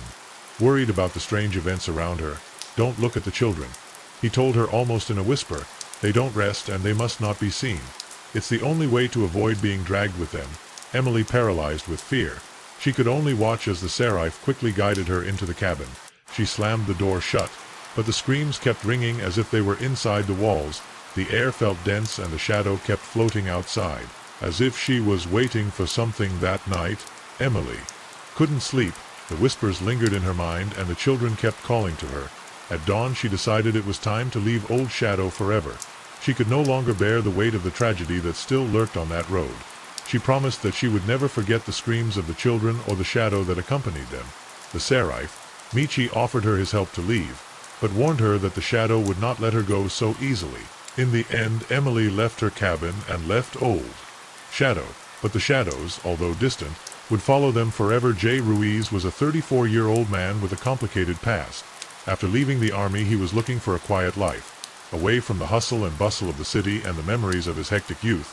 He found that peace in an isolated farm in the interior of a small mountainous region called Dark Valley in Mexico. He and his wife, Lydia, decided to buy an abandoned property, known locally for being a place of fertile land but shrouded in mysteries that most preferred to ignore. The Ruiz's farm, which had once belonged to a family of former farmers, seemed perfect for the new beginning that the couple desired. The place offered the seclusion that both Jake and Lydia were looking for.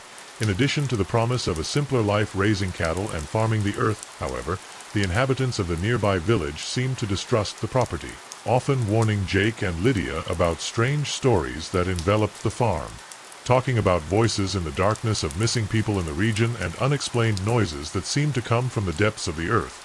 Many believed that the farm was there, but the young couple thought that they were just superstitions to scare the outsiders determined to start a new life. Jake and Lydia didn't pay attention to the rumors and moved to the farm, starting to adjust to their new routine. During the first few days, everything seemed to be going well. The place was quiet, with beautiful views of the mountains and fresh air that helped them disconnect from the hectic life of the city. But they soon began to notice that something was not right. Often Jake found tools missing without explanation, or with the doors of the house that opened by themselves.